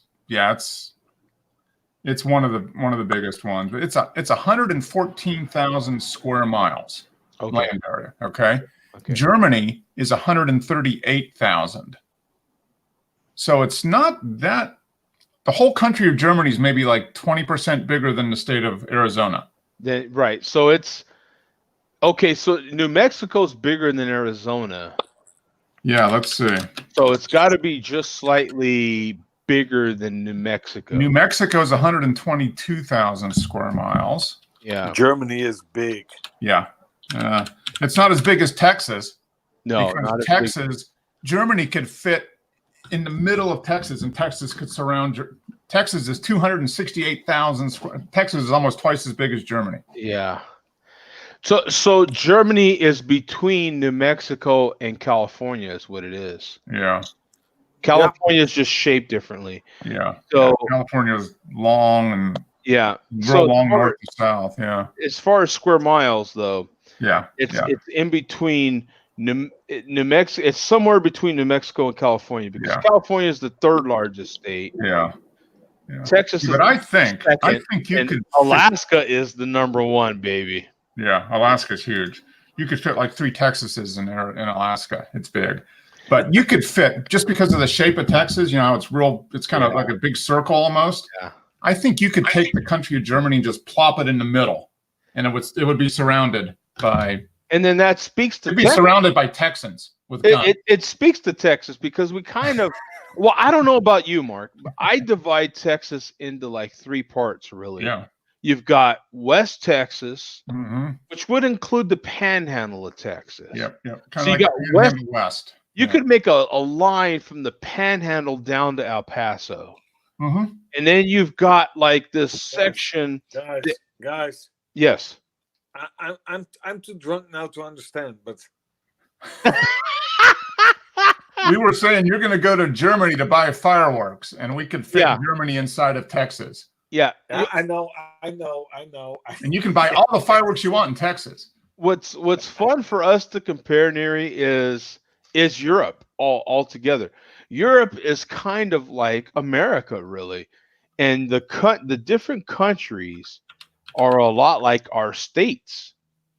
If Europe was one big country, it's a lot like our states. Mm-hmm. What's fun about this show is we've got enough people across the pond where we get that input where they find it interesting that we're all in the same country, and yet Mark is in Georgia. I'm in Arizona now. I lived in New Mexico before. I just got back from Texas, which is, trust me, its own country in and of itself. Texas is its own planet. And all these states have such different laws and different this and that yeah, you would almost think that you would have to have a passport to get around in America. And then to even break it down even farther, you've got different inside each state. So inside Arizona, for example, that's where I live now. There's different counties, and each county has its own laws.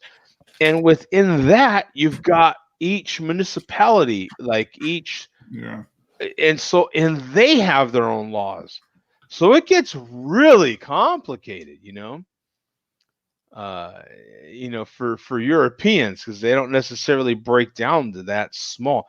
And then even within that city, you've got more laws, isn't it, Mark? It's crazy. I think it's probably the same. It's probably the same for you, Neri. I mean, you have you have European laws, and then you have Dutch laws, and then your town, and then they're probably all, and they all want power, so they all come up with, they got to issue more laws so they have more power. And that's what it comes down to. It comes down to the taxes. I really don't give flying rips over what they think and what laws they put out. Some of these cats, it's the taxes is what starts getting me pissed off. Oh yeah. No. Are you serious? I've got some new tax over blah blah blah. Oh yeah. No, I know what they don't call them taxes anymore. What was it in Illinois? They said, "Oh, the taxes have not gone up in 15 years." But then they do everything, and they don't call it a tax; they call it a fee. Oh well, so we know all the user fees go up, but the taxes don't go up. Well, we know Illinois. There's 2 states that have these sorts of language problems, and that's Illinois and Louisiana. Yeah. 2 of the most corrupt states ever in this whole country. Oh, Illinois have got to be Louisiana and Illinois. Yeah. I mean, every state's corrupt, but yeah, Illinois is one of the worst. Yeah. Illinois, even though we had a president that come out of Illinois, we still know, and even the presidents have not been able to fix the corruption in Chicago. It is that deep. And even though we've had plenty of politicians that are of prominence come out of New Orleans, Donald Trump, they cannot fix it. It's crazy. Yeah. You know what I'm saying? So Donald Trump impeached. Yeah. So all these different municipalities and everything, the way it breaks down has really got to be insanely confusing to anybody across the pond. Yeah. I wonder how it is like in Australia, our friend. friends in Australia. I say, you think taxes are high in Europe? Yeah, right. Yeah, like they're really high there. But I wonder how far like everything breaks down in these other countries. It's crazy. Yeah, we complain about our taxes here, and they're nothing compared to Europe or Australia or pretty much anywhere else in the world. Now, Rod J says he's back for a lunchtime break. So we're fortunate enough where some of these, we've been on here long enough now, where some of these people jumped in the beginning of the show and were like, yeah, I'm still working. I don't have time. And now Rod's taking a lunch. Late lunch, Rod. It's 2:30. Well, you know, he's got to time things according to when the Rod J deals are out there. That's true. Yeah, he's got to eat lunch. Make sure he's got enough energy to get out and get the Rod J deals. Correct. Yeah, the Rod J deals are so vast that you know you have to have your energy level up. That's part of the Rod J deal is the Rod J diet that goes accordingly to the Rod J deal, because you got to have your energy up at the peak time to get said deal, right? Yeah. Oh, Rod says Europe isn't really that much more, and they get more for what they pay. And he says we break our taxes over small portions so people don't realize it. I agree to that 100%. Oh, okay. Rod must have got the Thursday night recovery special start time. He said he didn't start until 10 o'clock this morning. I know he does his show Thursday night, so maybe he's negotiated a new start time for him on Fridays. He's like, boss, I can't come in at regular time Friday because I've got a big show on Thursday night and I got to recover. So if I can come in at 10, that would be. I got to recover before I can come into work. So. That's true. That is true. Yeah, yeah. Well, you know, you got to do what you got to do. That's right, man. You know, if the boss doesn't understand it, you got to stay up and drink beer. I mean, look, just take that job and, you know, Johnny Paycheck it, man. Take that job and shove it. It's not something I want to do. I have to do it. Yeah. I have to get drunk. It's yeah. If you only understood. I don't like to talk about it, but I have to. Yeah. It's a hazard of the job that I'm willing to take on. Responsibilities, because I'm a responsible adult. Let's start there. Yeah. Okay. I am a responsible adult, and I have to get drunk tonight, and I'm going to have to get so drunk that I'm not going to be able to make it in too early. And if you would just understand that, then we're all good. Rod. Cocoa Jesus, $4.99 a can. Vanilla Oak Age Worldwide Stout, $8 a bottle. Just a couple of the deals. Yeah. Okay. And he's having to brag about it in our face. Is just a couple. Here. Just a couple of the deals. Yeah. So I'm putting some of his comments on the screen so other people can see him. Europe isn't as really that much more, and they get more for what they pay. And we break our taxes over small portions so people don't realize it. Yeah, absolutely. Didn't start work today until 10 a.m. Laugh out loud. And then got deals here, though. He could probably still get his deals and Uber Eats them to the house, so he doesn't even have to go get the deal. The deal comes to him. Yeah, probably. You know, probably. Even more Cocoa Jesus, like you said, Mark. 4.99 a can. That's normally like $7-8. It's a 24-ounce can, I think. Yeah. And then Vanilla Oak Age Worldwide Stout, basically $8 a bottle, which is it's a 12-ounce bottle, but it's 20%. Yeah, Worldwide Stout's like 19 or 20%. We can't get it here. We're not allowed to have beer over 13.5% here. And then you've got just a couple of the deals. Laugh out loud. Yeah. Whatever. Yeah. Samantha's probably bringing in more Rob J deals, I'm sure. Yeah. He's going to get plenty of coal on Christmas. Bring more Rod J deals, man. Bring it. Mary says I can't get in. Oh, we can't get in. Okay, let me post another. Post a link again. Yeah. Picking up some Bourbon County Barrel Stout tomorrow. Regular price though. Okay. Well, that serves you right. Yeah. If you said you're getting that for $4.99 a bottle, that was it. Yeah. I'd be driving up. I'd be able to get up there tomorrow morning, Rod.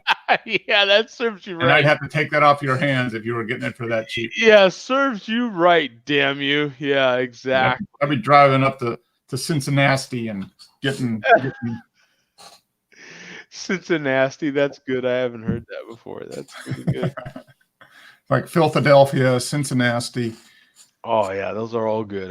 Man, where have I been? I've been hiding under the rock there. I have all the terms I used to give them from Pittsburgh. A hot 32 ounce of reserves Elijah, $22. Oh gosh.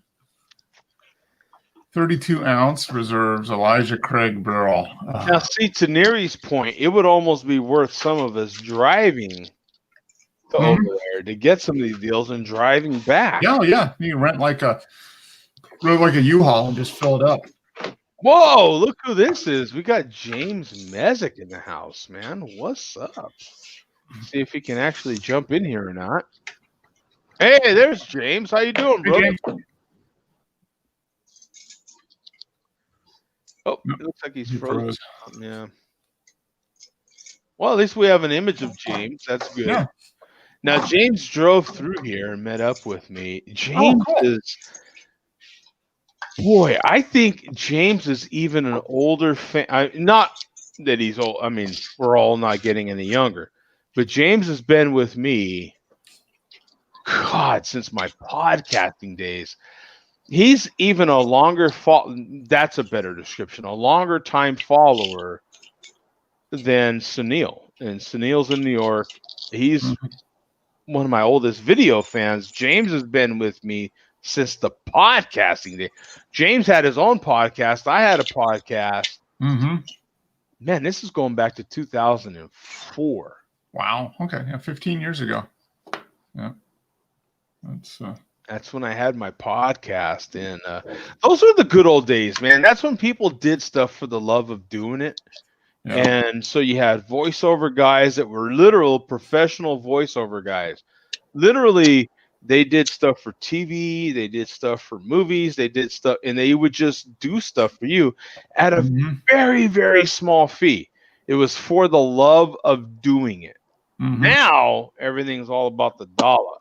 Yeah. So, I want pizza, man. Yeah, Hans is trying for pizza. He's had some alcohol and some weed. I mean, the pizza. I mean, that's the next step. And cocaine. Whoa! I didn't see that one coming. I don't think that's coming on the pizza. Yeah, that's and cocaine and Xanax. And Xanax. Wow, that's wow. I'm high. I'm very high. Yeah. Wow. That's going to another level. I don't even know what Xanax does. You know what? I hear the word Xanax all the time. What the hell does Xanax do? I don't even know what it does. I don't know. It's antidepressant, isn't it? Yeah, they say it's antidepressant. I don't know what. Is it? Never did it. Well, you looked happy, so apparently you're not happy. You need Xanax to help you get there. No, I'm happy because I'm drinking beer. Yeah, and you've got Mary with you, so yeah, that doesn't hurt. Yeah. And now, what you see, the white portions of that pizza are actually ricotta, but I could see where you could. I'm hungry. I want to sniff that. There's James. Okay, how you doing, James? What's up, brother? Hey, I was on mobile before it wasn't working very well. There's James. Okay, how you doing? What part of the country are you in now? Are you still in the Carolinas, or where are you at? I am. Yeah. Okay. Let me see if I remember right. Kind of on the border of North Carolina, South Carolina? No, I'm kind of right in the middle. Okay. Charlotte area? Kind of on the border of North Carolina, South Carolina. No, I'm kind of right in the middle. Okay. Yeah, we're getting a lot of stuff back. Yeah, James knows how it works. He's a veteran of this stuff. He knows the deal. He's going for the headphones right away. That's why I already know. James knows he's old school with this stuff. Yeah, me and James met up. I got to get my photo out. I don't know that did I ever post that photo that me and James took, Mark? Have you ever seen it? I don't remember, but that doesn't necessarily mean you didn't do it. Yeah, maybe I didn't Getting post old, it. so.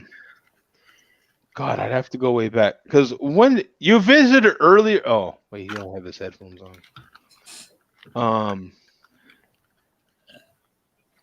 Hey, James, was it earlier this year that you visited here, or was it last year? Can you hear me? Yes, sir. Excellent. So when was it that you visited here in Phoenix? You drove through? It was April. April. Okay, so it was this year. Okay. Great. Yeah, I was going to try to find that photo we took together. Okay, I'm getting feedback. Do I need to do something? I don't know what's going on if you're getting feedback. Because now you sound just fine on. No, you sound fine on our end. Okay, test. Yeah, you sound great on our end. Yeah. Okay, I got an echo like 10 seconds later. I hear myself. Yeah, I don't know what's happening there. I really don't. Typically, what I have found is StreamYard has been really good with stuff like this. Mm-hmm. Hey, Rod, how you doing, brother? Good. Can you guys hear me? I've never used mobile for StreamYard before. Yeah, actually, we Pretty have good. Yeah. quite a few guys on mobile. Yeah. Mobile can typically work quite well. We've had people on here sound like they were in a studio, backyard, for Christ's sake. All depends on the Wi-Fi. Yeah. Yeah. It's all about. How you doing, Rod? Yep. I said it was experimental. I wasn't sure it said experimental when I did the mobile, so felt like I had to come in and So defend James, How you doing, Rod? Are you drinking anything right now, or what are you up to, brother? I just saw the Star Wars movie. I just got home a few minutes ago. Oh, you did. So Wow. you went. So what did you think? It was pretty good. There was, some stuff that was a little hokey. There were some surprises in there, but it was pretty good. It was good. Yeah. If you're into the Star Wars, you'll have to see it anyway. And if you're not into Star Wars, you'll be lost. But it's a good movie. So it's not. They bring everybody back. So it's not a stand on its own sort of movie. You really got to be into it. Of the 9 movies, it's the last one. Okay. They had the first 3, which were sort of in the middle chronologically. Yeah. And then they went back and did 3 movies that took place before it. And then the last 3 take place after, I guess there was the Star Wars, and then the Empire Strikes Back, and then the Return of the Jedi. So these take place after that. So how did they bring back Princess Leia? Did they have to superimpose more stuff from her? I didn't know she was even in there, but it had to be all computer because she was in there. She was talking. She was a major character. Oh, she was a major character. Okay. Yeah. Yeah. That's interesting. Yeah, that had to be some kind of trick. Well, they spent a lot of time going back through everything that she did, basically, and digitizing it. And then, I would think that would be quite a... Yeah, I think the echo has stopped, fortunately. So. Yeah, you know what, man? I find StreamYard to be amazing. The technology they have in here is really amazing. StreamYard, very good. Yeah, it really is. Well, that's cool, man, that you just seen that Star Wars movie. I have to admit, I don't have, as a serious cord cutter, I don't have any idea what's in the theater, but I happen to be listening to a podcast And once a week, occasionally, he'll have a movie critic on there. Uh-huh. And that's how I heard about that. Otherwise, I wouldn't have had any idea. I never go to the theater, like once a year, maybe. Mhm. You know. Yeah, we're kind of the same way. We go maybe once a year, and then everything else we just watch Netflix or Prime or whatever. Yeah. Yeah, I'm a big cord cutter. I have a Direct TV now. Well, it's AT&T That's what we have. TV. You know, works pretty well. Mm-hmm. Were you one of the original adopters? We've had it for about a year and a half, so it may be around six or 8 months before we got it. It's been through a couple of changes since then. They've added more channels. The price has gone up a little bit. Yeah, when I started, it was $35 a month, and they give you a free Apple TV also. Yeah. And now I think it's $60 a month. Something. Yeah, that's what I was one of the originals, James, and that's what turned me off. Was the minute they said, "Oh snap! No, you guys didn't read the fine print. Yeah, we're gonna have to raise the price on your ads." I was out. That pissed me off. You know what I'm saying? And that's been the end of me and streaming services, if you will. I mean, the live streaming services. I still kept Netflix. I still kept Hulu. I'm a Hulu man, even though I've got it paused right now. But I actually, I am full antenna. Actually, right here on this little white table that you can't see the full thing of is my antenna, and I have a device hooked to it called HD Home Run, and I am all about HD Home Run. I can stream my home antenna. I was in Dallas just a few days ago, and I was streaming my home antenna live TV if I wanted to, granted, over the internet. You know what I'm saying? Isn't that like Sling does, or?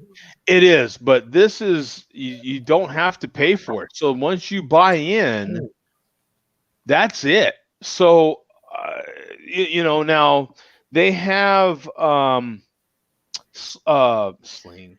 HD Home Run has an app, and you can pay for it, and I believe it's like $35 a year, something like that. It's very, very low.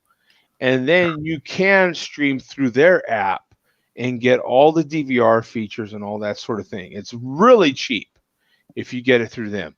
I happen to be a humongous Plex user. And as Mark knows, I subscribe to Plex to get Tidal. I love audio.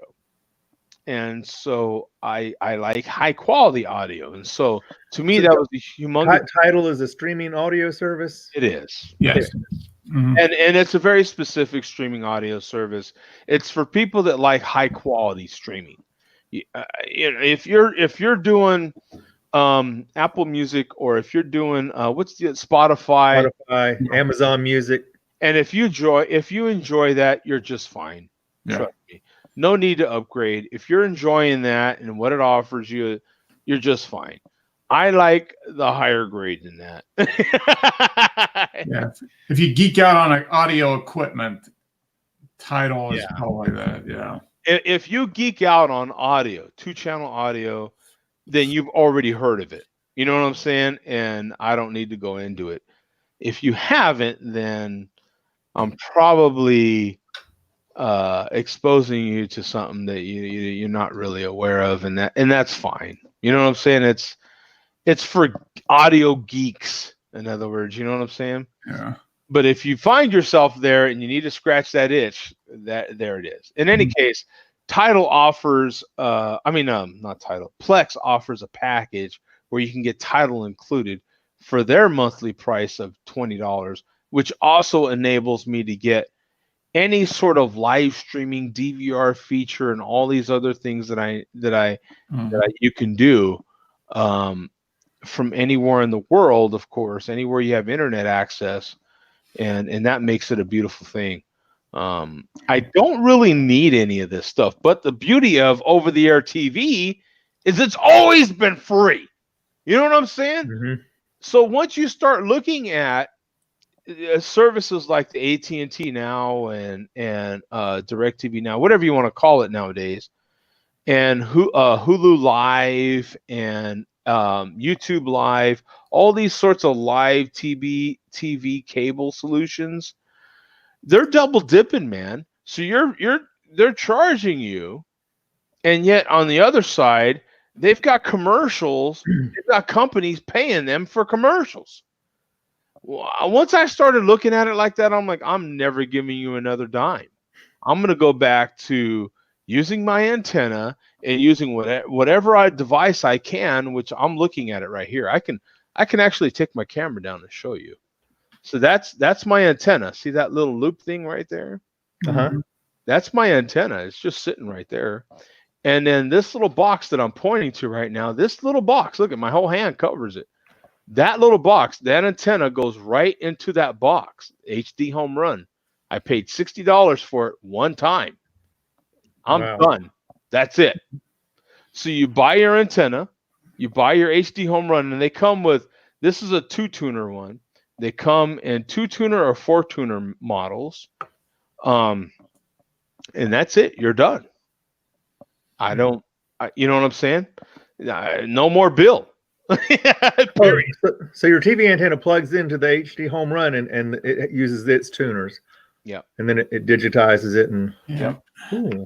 So now instead of just your TV antenna plugging into one TV, it essentially, because most of us have streaming devices on our TV, so you can stream that signal now to any device you're using. And can you record? Yes. As a matter of fact, Plex allows me to record without commercials. And I do all that for that $20 a month that I pay for Plex, and I get title included, which is one thing that Mark knows. Basically, you're paying 1 penny a month for Yeah. Plex because title's $19.99 a month. Or Title, if I were to subscribe literally through the Title app, it's $20 a month. Yeah. So it's like almost for free. You know what I'm saying? You know, so something I'm already willing to pay for. I'm getting Plex built in there for free, and I have all these. The reason it works for you is because you can put that antenna there, and you can get like 50 channels. I get zero. I get 0 channels where we live because we're down in a little. We're surrounded by trees, and I'll show you right now. I'm willing to share the screen with you. I'll show you right now what's available. Mark, where do you live? Atlanta. And Hans? So this right now, this is my TV antenna right now. Yeah.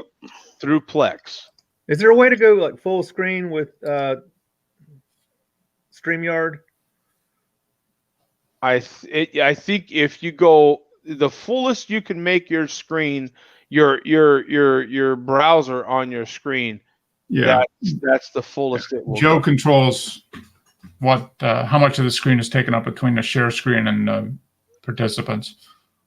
I was wondering if I could hide the chat window and make it, because the chat takes. I think you can do that, Joe. You can hide. Right. You can make it just a screen and not have us on it if you wanted to. I'm not exactly sure how to do that part. Oh, okay.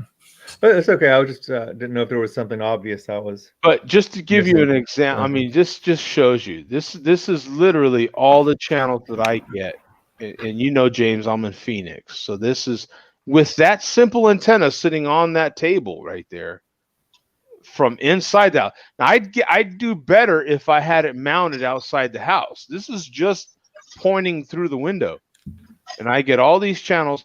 Let me show you. So I get all these channels, right? So let's say the talk is coming on at 1 p.m. here in my area, okay? And see how it says record? I can click that and record. I have it automatically in my preferences in Plex. When I hit record, it will automatically take the commercials out for me. And where is that recording stored? Is it in the cloud or is it In on my your hard drive? drive. In my hard drives, yeah. So it's in my server. I have I have a little arrangement here, but you could simply plug in a USB hard drive, an external USB hard drive, and that's boom. It turns into your server on Plex. Yeah, it's pretty. Now, I thought I saw one time that Plex could possibly work with what is it, Dropbox or some other cloud storage. Is that true, or does it Oh, work well? that might be a thing. I don't need that sort of thing, so I've never looked into it. But there's a ton of different things that Plex can do. Absolutely. I was just wondering if you could shut your server down if you were going to be gone and have it still work. One good thing about Plex is that it's completely free. There is literally a whole free tier, so you can download it, try it for free. And I use Plex just at my home. I download videos to my laptop, and then when I want to watch it, I just make sure the laptop is on, and then I use the Plex app on my Roku, and I watch it on my big screen. Mm-hmm. Yeah, it's in order to get the DVR features and all that, you do need to pay for it. Right. So, but yeah, if you're already using Plex, then yeah, that kind of gets the wheels churning inside of you, and then you can figure out, for your specific use case, because it is kind of open source sort of software. So you can figure out how it works for you. You know what I'm saying? Kind of tune it to your needs. That's pretty amazing, though. I find it insanely amazing. I find Plex just the most incredible software ever, because even on an audio file level, it delivers high quality audio. What it doesn't do that I kind of need that I get from another source of audio is tell me what it's doing. And I have to pay another high price for this other software to tell me that. So if I kind of look at it as when Plex decides to do that, then I'll finally be able to get rid of this other audio source, this other audio thing that I pay for. But until that day, I have to. This other audio deal, it gives me such a, but that's all just 2-channel audio, and you can drive yourself bananas with it. Trust me. Really? as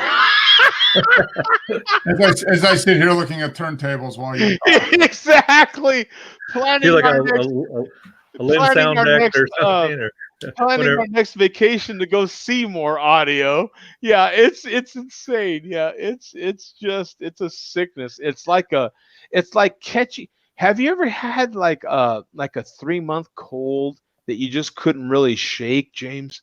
One of those deals, and you're like, God, man, I've had this cold for like 6 weeks already. I don't know, and it's not really a full-blown cold. It's just like wiping your nose constantly and just that sort of thing, and you just can't quite shake it.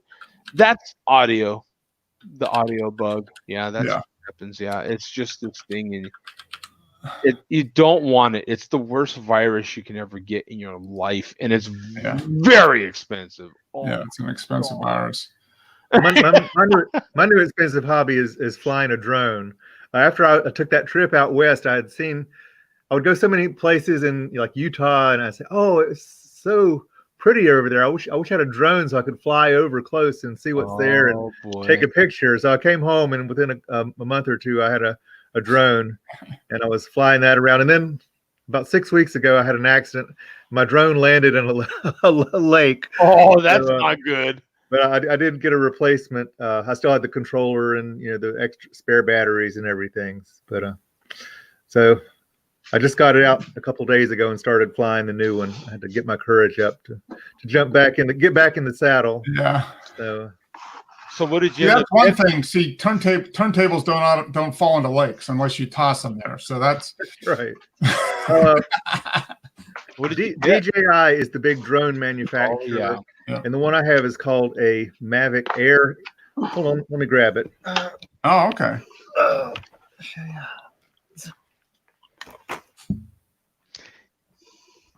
Oh, here's Neary again. Yeah. Let's see if he. So far. Okay, here we go. Here we go. Let's see if he gets it going here. Let's see. He's almost back here. He's almost back. Let's see. Okay, so see here's the drone. If you can. Oh, it's pretty small too. It's nice because you can fold it up. Okay, so it folds up. Right there. And then at the bottom is the battery, right? So it's easy to travel and everything. Well, you can fit it in your backpack. I'm out of practice here. There we go. Okay, now. Yeah, that's amazing. That is. Did you have to get FAA license for that, or is that small enough to go underneath the requirement? You do have to register it. You don't have to have a license to fly it as an amateur. You do have to be licensed if you want to do commercial work. Okay, yeah. And they just came out with a new one called the Mavic Mini, which is 1 gram under the minimum to register. But, I mean, registering it is no big deal. Yeah. Here's the battery. Batteries are about $75 a piece. Yeah. It just snaps. You get about 20 minutes of flight, something like that. They say 20 minutes, but probably 10 or 12 minutes. Okay. You want to bring it back and land. And when it gets low, it'll start beeping and automatically return to home. It has a GPS. Okay. It's great because they're so easy to fly. I mean, you just say lift off, and then you can take your hands off the control sticks, and it will just hover in the air and stay where it is and stay level. Yeah. Amazing. Yeah. And that's got a 4K video camera in it. So it's got the camera built in. You don't have to put a camera to it. Correct. Yeah, the old ones used to have to get a GoPro, but see right here in the front, that's the camera. It's got a 3-axis gimbal on it, and it's amazingly stable. The drone will be moving around, but the video footage is just rock solid. Huh. So I think that's what Simi got, Joe. Something like that. Probably sounds like. Yeah. We got a friend who's a photographer, and he just got a drone a couple months ago for photography, landscape photography. Now, James, if you're interested, Mark has a photography show on Sundays.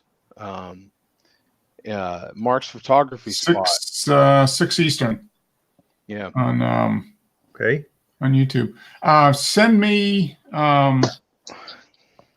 Well, actually, yeah, you can just go to Mark's photography spot on YouTube. And just because I post a link in there. Yeah. Subscribe there, and then whenever he posts something, you'll get if you subscribe and then click a notification. Yeah. Then you'll get anything he does. And so when he does a show on Sunday, usually Sundays. What's that? Mark's photography spots or spot. Yeah.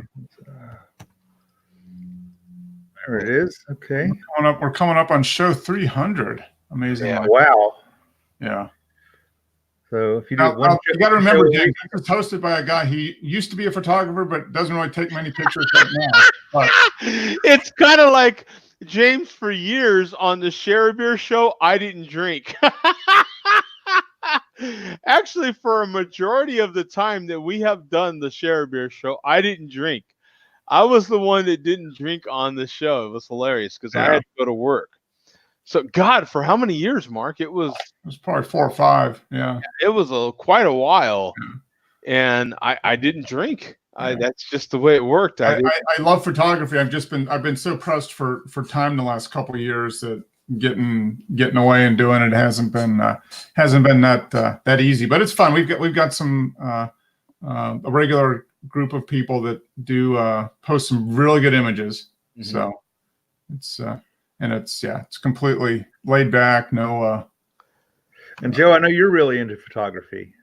Well, yeah, I am. But what's funny is as the years go by now in Arizona specifically, I shoot less and less. I am very selective of who I shoot, how much I shoot, and when I shoot for sure.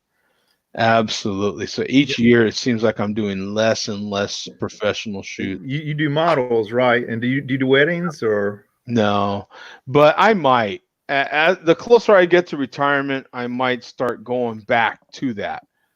When I was in New Mexico, that's mostly what I did was family photography, weddings, um, high school graduations, that sort of thing. And I might go back to that the closer I get to retirement.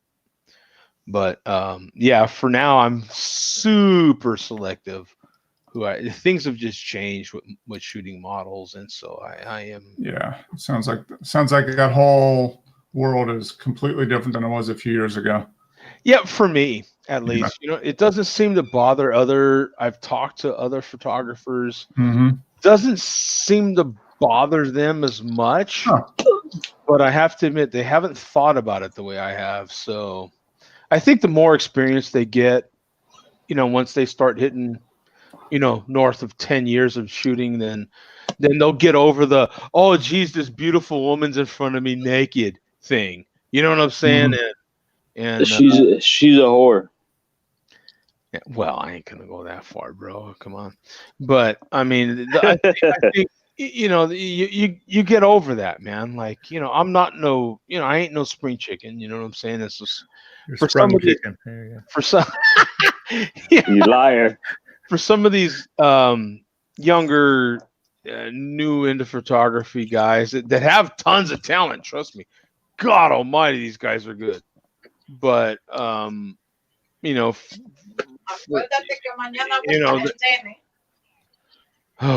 it's complex, man, because some of the things that do happen in this business are things I don't do.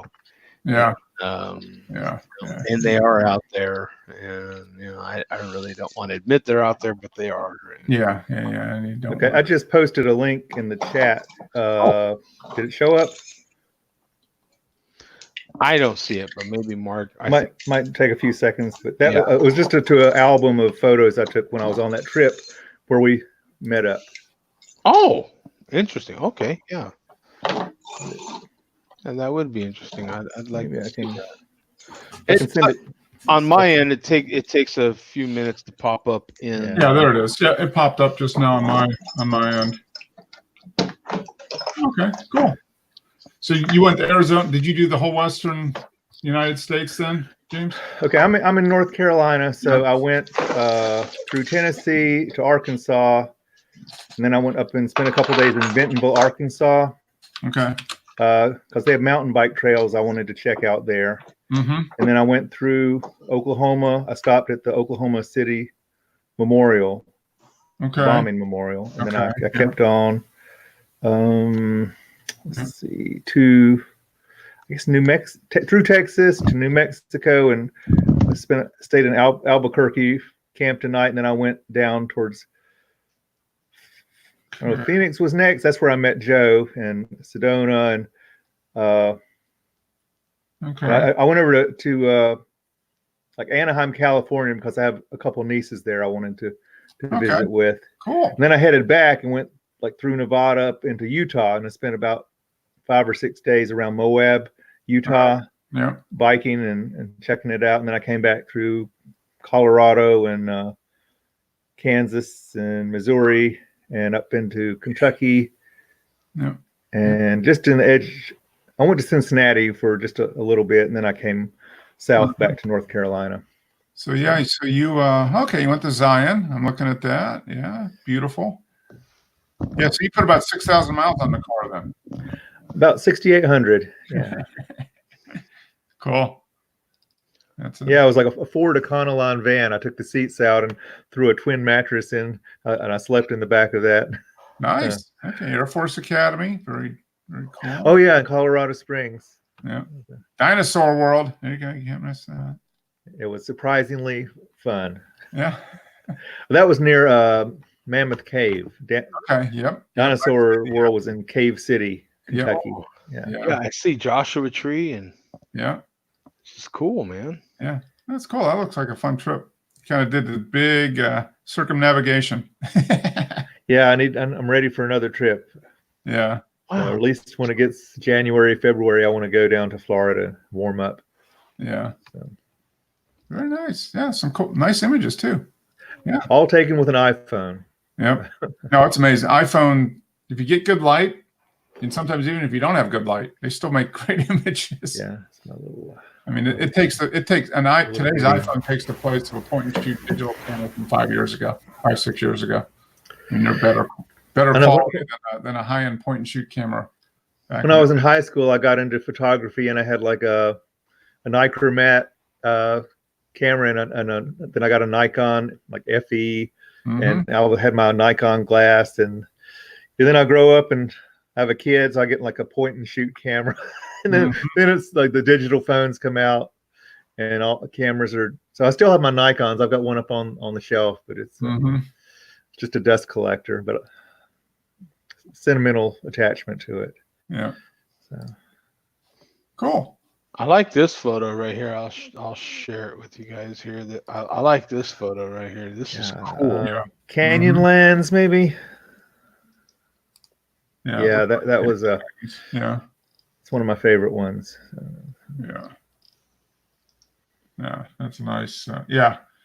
So they got that leading lines going through it there with the ridge line, and oh yeah, the light. Yeah, that's a nice one. That's a beautiful area, man. We don't get sky like this here, do we, James? No, that's the thing. You go to Utah, and they have like the big 5 national parks, and by the time I got to Arches, you see these incredible views and vistas. You're like, yeah, that's okay. What else have you got? Because you're desensitized to all the grandeur. Yeah. By then. Yeah, it is pretty amazing. fantastic. We lived out west for a number of years in Colorado, and that's where we'll end up eventually. End up moving back there, I'm sure, at some point. But, yeah, beautiful area. Love the West. Well, thank you guys for jumping in. I appreciate it. I'm going to get out of here. It's 3 hours already. Yeah. This was neat. I'm glad I got to do this finally. Well, yeah, fine. And this is kind of a special thing because I don't have the Friday share beer anymore. I happen to be off today. Now, next Friday, we're on here again starting at noon Eastern. So the 27th we'll be on here again. And then after that, it'll be a while.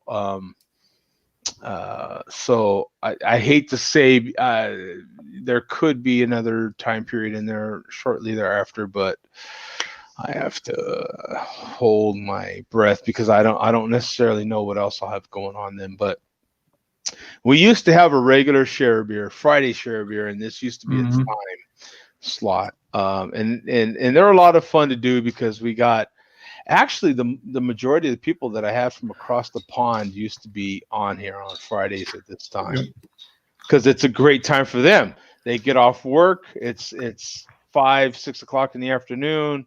They have a pint, and so we got plenty of people jumping in from, all over, but a lot of fun. But in any case, next Friday we will be here. 12 to 3. Yeah, right, Dad. Hopefully shorter than that, but yeah, you never know. It's on my calendar. Yeah. But it's definitely starting at noon. So normally do people just come into the YouTube and then you post a link to StreamYard? To the YouTube or Facebook, yes. And I post links at both places. I have Jody Reviews on Facebook and Jody Reviews on YouTube. And yeah, either place, and you can catch that link and jump in live. Yeah. All right. Nice to meet you, Mark. And you guys have a Happy New Year and Merry Christmas. Happy New Year too, man. All right. Peace out. Thanks again, James. We'll see you, man. All right, Mark. We'll see you, bro. All right. Take care.